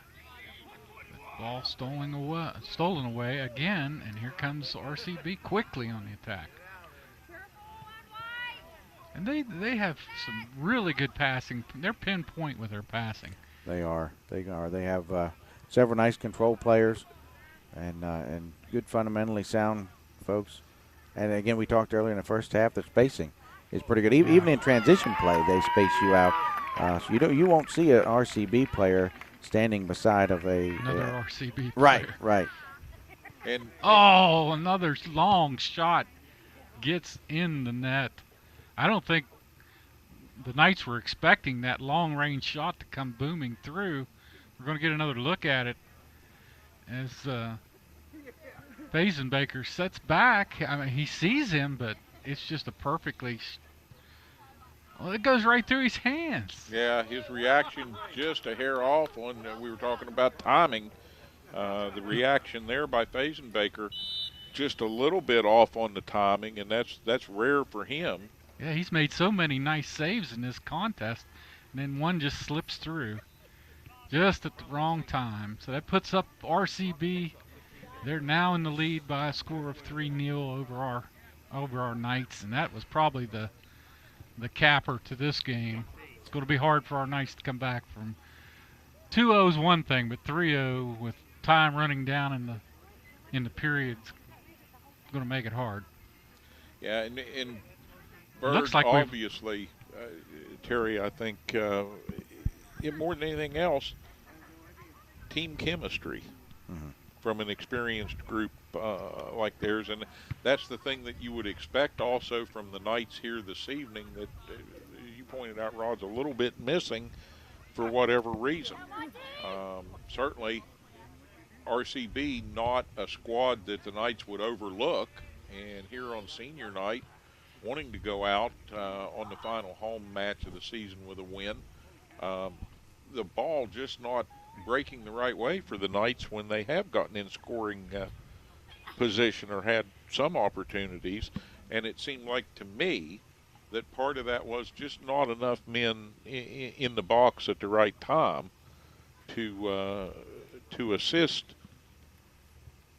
on the attack, where Bird always seems to have that extra guy around to get a foot on the ball when needed. Right. Sometimes it's a combination or a blend of your composure and your timing and your patience, and whether or not you keep the ball until you get a little bit of support, meaning your teammates come and help you a little bit. It's hard, guys. It's hard. You see Monty Ribella working his behind off. Yes. It is hard to go 1 against 3 players. Yes, it is. It's hard. It looks like we've lost a bank of lights because we're down on this far end. It's gotten dark. Getting a little dim down there on the something happened. The north end. Time running out. They'll play it out that way. Somebody call Athletic Director Bruce Huggins and see if he's got an extra candle in his pocket. Somewhere on that little dune buggy he runs around. He's bound to have one. There's a flashlight at least, I know.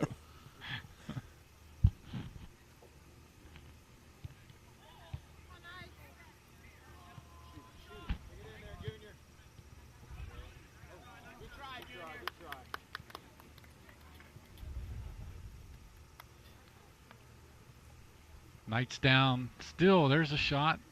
Went wide of the net. Down, as you can see, 3-0. Under 18 remaining in this contest. Time's running out.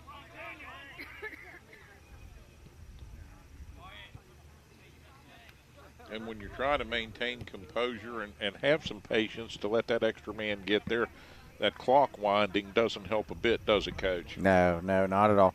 Not at all. From a coaching perspective, this is one of those games that sometimes you look at and possibly try to gain some positives out of a few little things here and there. But sometimes the best advice is, shake that game off. The next practice or the next game, we'll fix things. And because you want to give the your team, you want to give the team thoughts of we will do better whatever the next opportunity, whether that's a practice or a game or what have you. You don't want to take and try to build on some of the plays that we're seeing tonight where things aren't going our way. You want to flop that around and get things going your way, and then things automatically happen, such as the chemistry you talked about earlier and ball bouncing your way. And again, late in the season with playoff opportunities looming, not really a time that you're going to monkey around with things too much, I wouldn't imagine. From a coaching perspective, if they don't know it by now, you're not going to teach it to them. And if somebody's injured, not ready to go, they can only heal up so much. And that's the scheduling, too. It's not like football where a game is played and then there's a week until the next game or until the playoffs start. You guys dive right in. Right. I mean, it doesn't stop. Right. So sectionals happen really quick. A couple things that we can hope for will be of a positive nature. Again, maybe get Josh Land back. Hopefully his injury will subside by the time they're ready to play again. And then Alex Royce, the two starters that they're down tonight, and go from there. Coach, do you know, or has it been determined yet who the Knights might face, the boys, in this first round? Do you know that, or does this game have a bearing on that? I want to say that they're already in, even though University and Buchanan boys have to play as well on Saturday. I want to say that they're in playing University. And that's a tall order. We know that. The matchup earlier this season, things that stuck out in my mind about University High is every player, top to bottom, of the players that their coach had on the field have exceptional speed. Probably one of the fastest teams that I have seen boys-wise this year. Just up and down speed, and it's a testament again to their off-season programs and the work that they put in.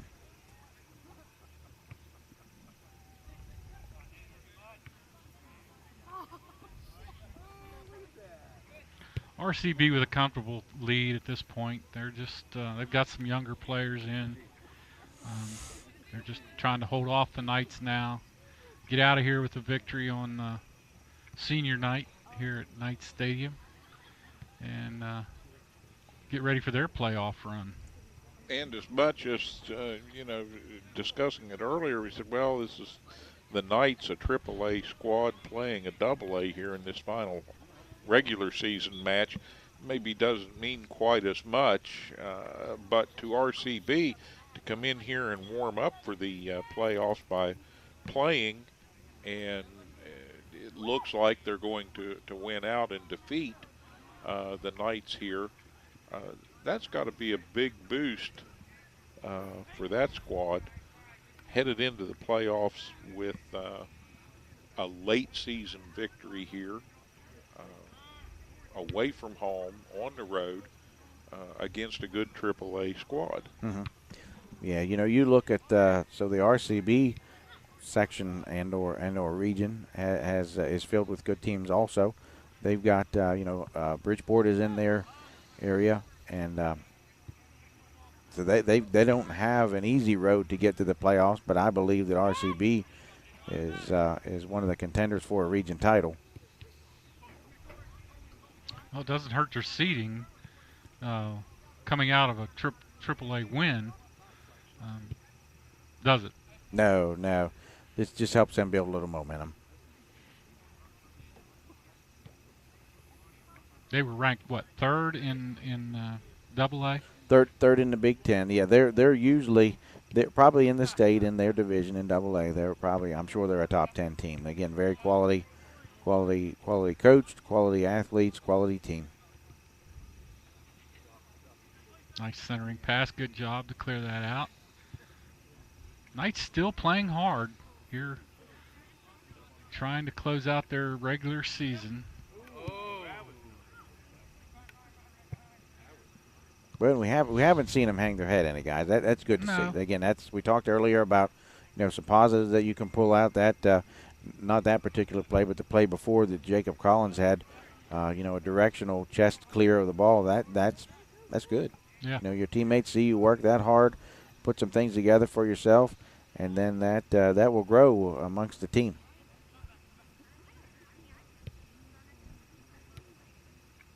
Minutes left in the match here.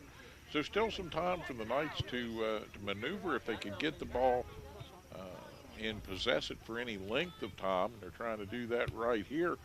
But it just seems like Bird has all the angles and has enough speed that they just barely able to outrun Preston in a lot of situations and just deny easy shots on goal. Yeah, you know, we talked about their spacing earlier several times on the attack. That their spacing defensively is also pretty good. They understand defensive rotations. As we see Junior Noss take a shot there, they understand defensive rotations. They don't seem to be overplaying the players a lot. They come out and challenge and corral and control. You just see that their timing looks pretty exceptional. And that's with a lot of young players in the game right now. Right. They haven't dropped much in of course, we're playing some different players, too, at this point in this game. These aren't the starters. Both teams have cleared their benches a little bit and getting younger players in the contest, which will only build the Knights, you know, up in the future to play against a quality team like this.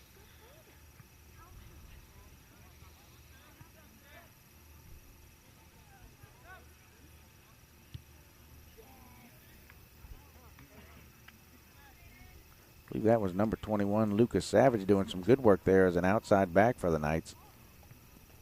He's another freshman for them, has shown some good promise, a good potential. Good young athlete.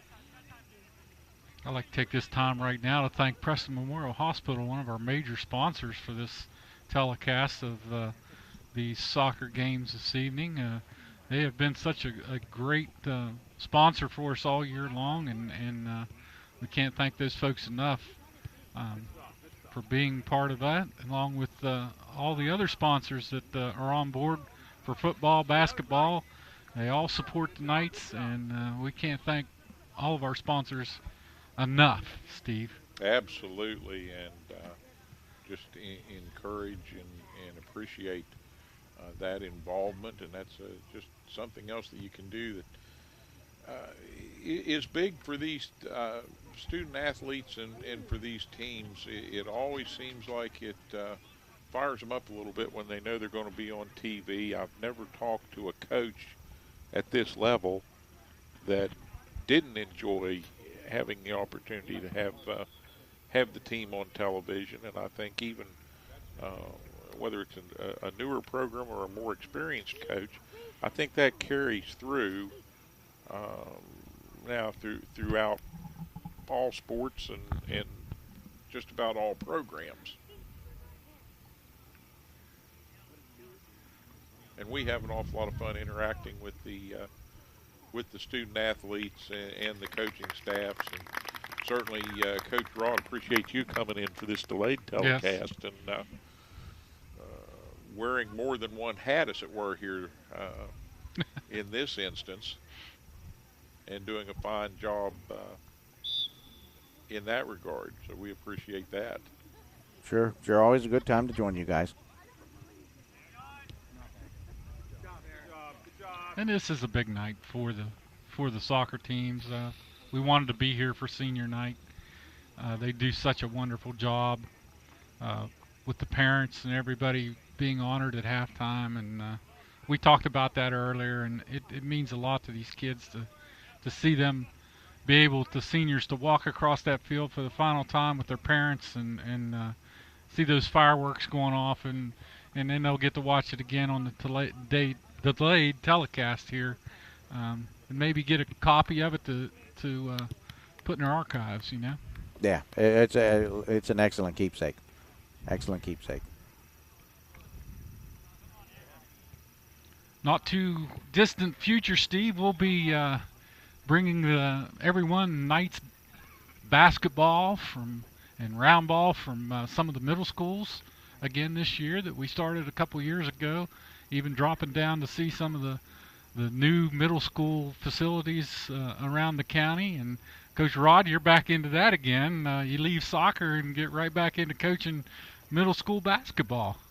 Yeah, we'll be starting that up, and the date is either late October or very early November. The practice starts up for the girls, and the boys start a week later. But yeah, that's just around the corner.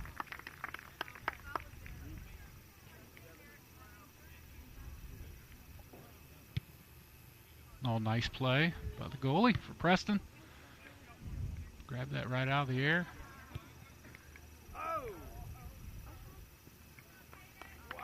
Once again, the Knights down 3-0 to the RCB Eagles. Another run out, and a great job as he come out and snuffed that goal. That's a pretty good save. Yes, it was. That was just an instant from being a goal. Mm-hmm.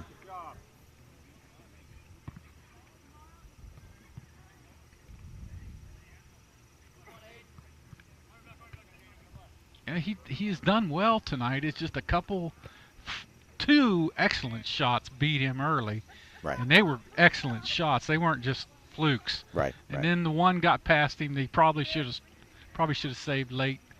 They put him up 3-0, but little timing error. Yeah, a little timing error on the grab, but all in all, he's probably stopped 20 shots tonight, don't you think? He's had several. Yeah, they've been on a constant attack.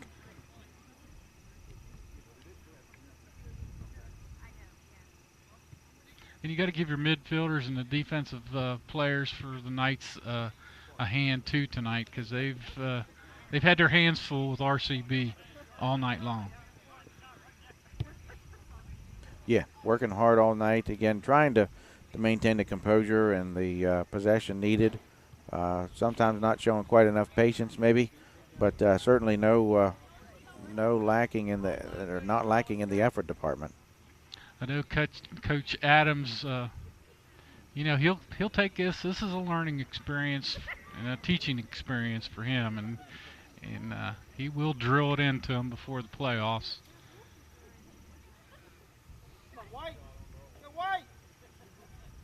He's had some good, successful seasons here as the soccer coach for the boys.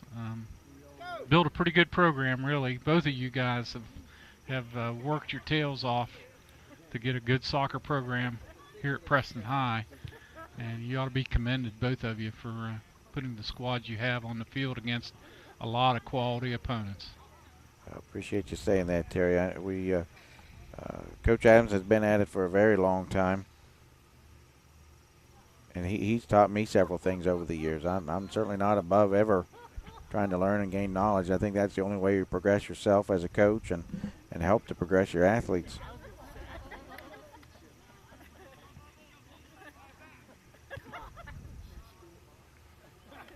Yeah, hang around Coach Adams for very long. You'll learn a lot of soccer knowledge, a lot about conditioning, and maybe a few new words.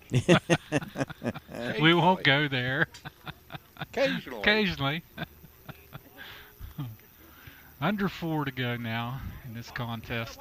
RCB handily in the lead in this second match of a doubleheader. The girls tied it up 2-2 after being down 2-0. Came back and pulled out a very great tie. Yeah, impressive. Impressive tie. And impressive comeback by the ladies. Which I saw Liv put a shot in. I got to give you props for that. We saw a replay of that, and you talk about somebody bending a ball. She came around and scored that second goal. Tremendous shot on a penalty kick. That ball was covered in pretty nicely. Oh, it was. Yeah, she puts a lot of time in. I guess you would sort of maybe consider her that was one of her specialties, of free kicks. She does put a lot of time in, and works at it very hard. Takes a lot of pride in that.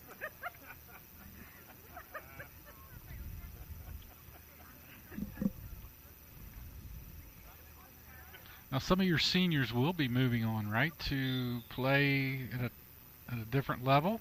You're right.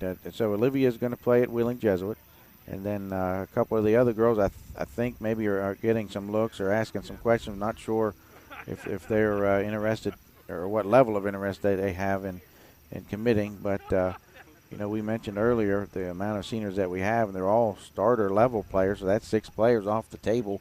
Again, big shoes to fill, and will be a challenge for us next year. Yeah, you could consider that a pretty good rebuilding year coming up for you. And as far as the boys' side of it, how many seniors were on that? I can't remember exactly how many crossed the field this evening. that he will have. I think he's still young, pretty much, on this team. Pretty young on the boys' side. You know, we lose Clayton Collins, one of the better midfielders, actually in the state probably. Another midfielder, very quality player, Junior Noss. He'll be gone. Peyton Fazenbaker is a senior as well. And there's one more. Oh, I'm sorry, Sean Loudermill, one of the defenders for the Knights, is moving on as well. So I believe out of that group, possibly 3 out of those 4 may be playing somewhere. I think Peyton's getting some looks. Clayton Collins may be interested, and Junior Noss as well. Long shot, way high.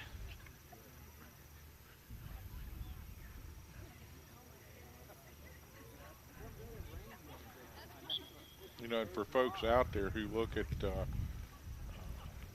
they look at the budgets and they go maybe attend board meetings and they wonder about things that they read in the paper or they hear on the street. But for a lot of these, they say, why so much money spent on athletics? You know, why don't we put that in the library? Why don't we put that in technology or put that in another vocational class? Those are all good things. But I think the balance that the student athletes get from the programs that they're involved in, and sometimes we forget that they're not just athletes, but they are indeed students. And you look at the number of kids that have come out of Preston High, and their athleticism has been the gateway to higher education in some cases for kids that maybe it wouldn't have happened otherwise. And that's life-changing.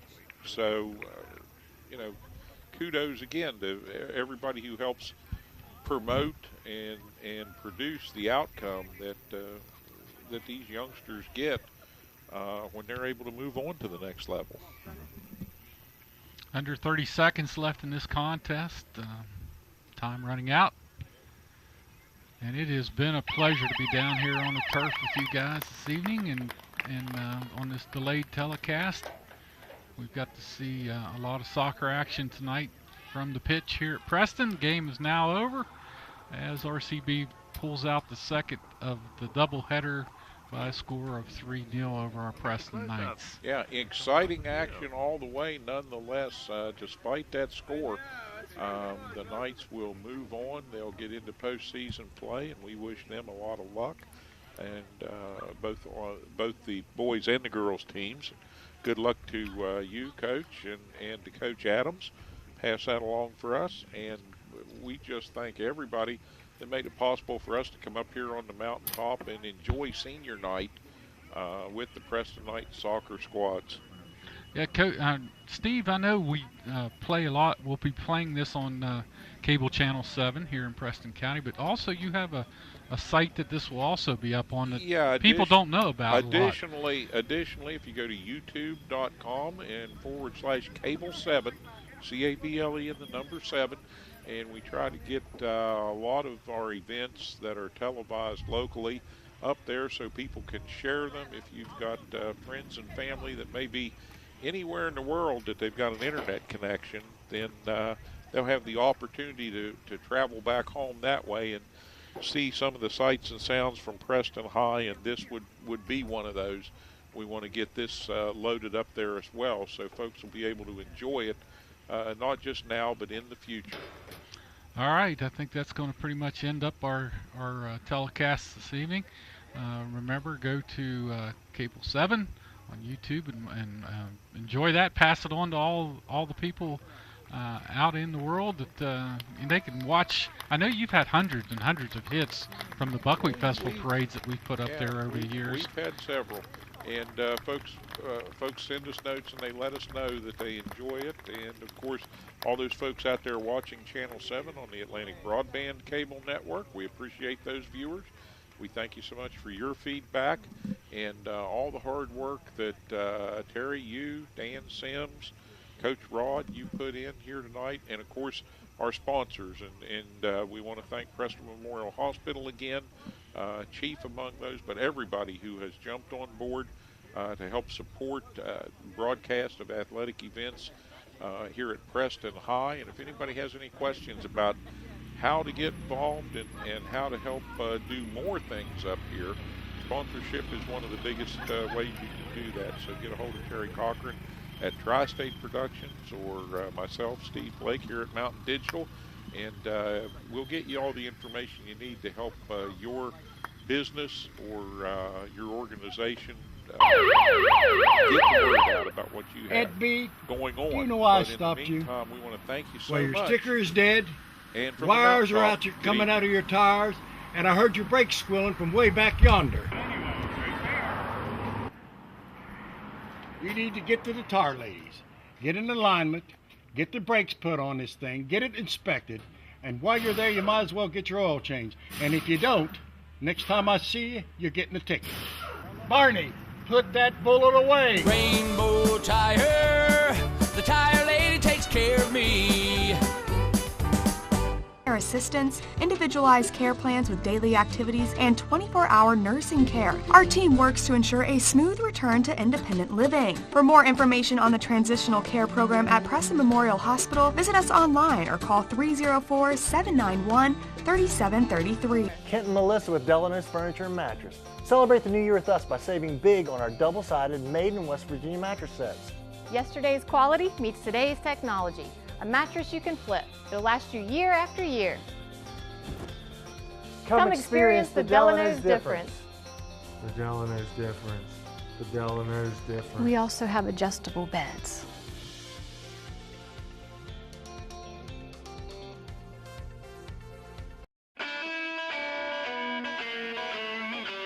From a simple switch, troubleshooting a problem, a new service, to that backup generator that you'll need in times of emergency, Blake Electric can handle all your electrical needs. They have the experience and knowledge to do it professionally and safely and do the job right the first time. There's been an accident. The emergency has left you with physical trauma and legal issues to deal with. The bills are piling up and you're overwhelmed. Where do you turn for legal representation? Hi, I'm Paul Estep. And I'm Steve Schaefer. We're attorneys practicing right here in your home county of Preston. Centrally located on West Main Street in Kingwood, just across from McDonald's, the offices of Estep and Schaefer are an easy drive from anywhere in Preston County. You don't have to go outside Preston County to hire a lawyer with the know-how, the experience, and the knowledge to represent you fairly in a serious personal injury matter. Call us at Estep and Schaefer at 329-6003 or visit us on the web at www.estepschaeferlaw.com.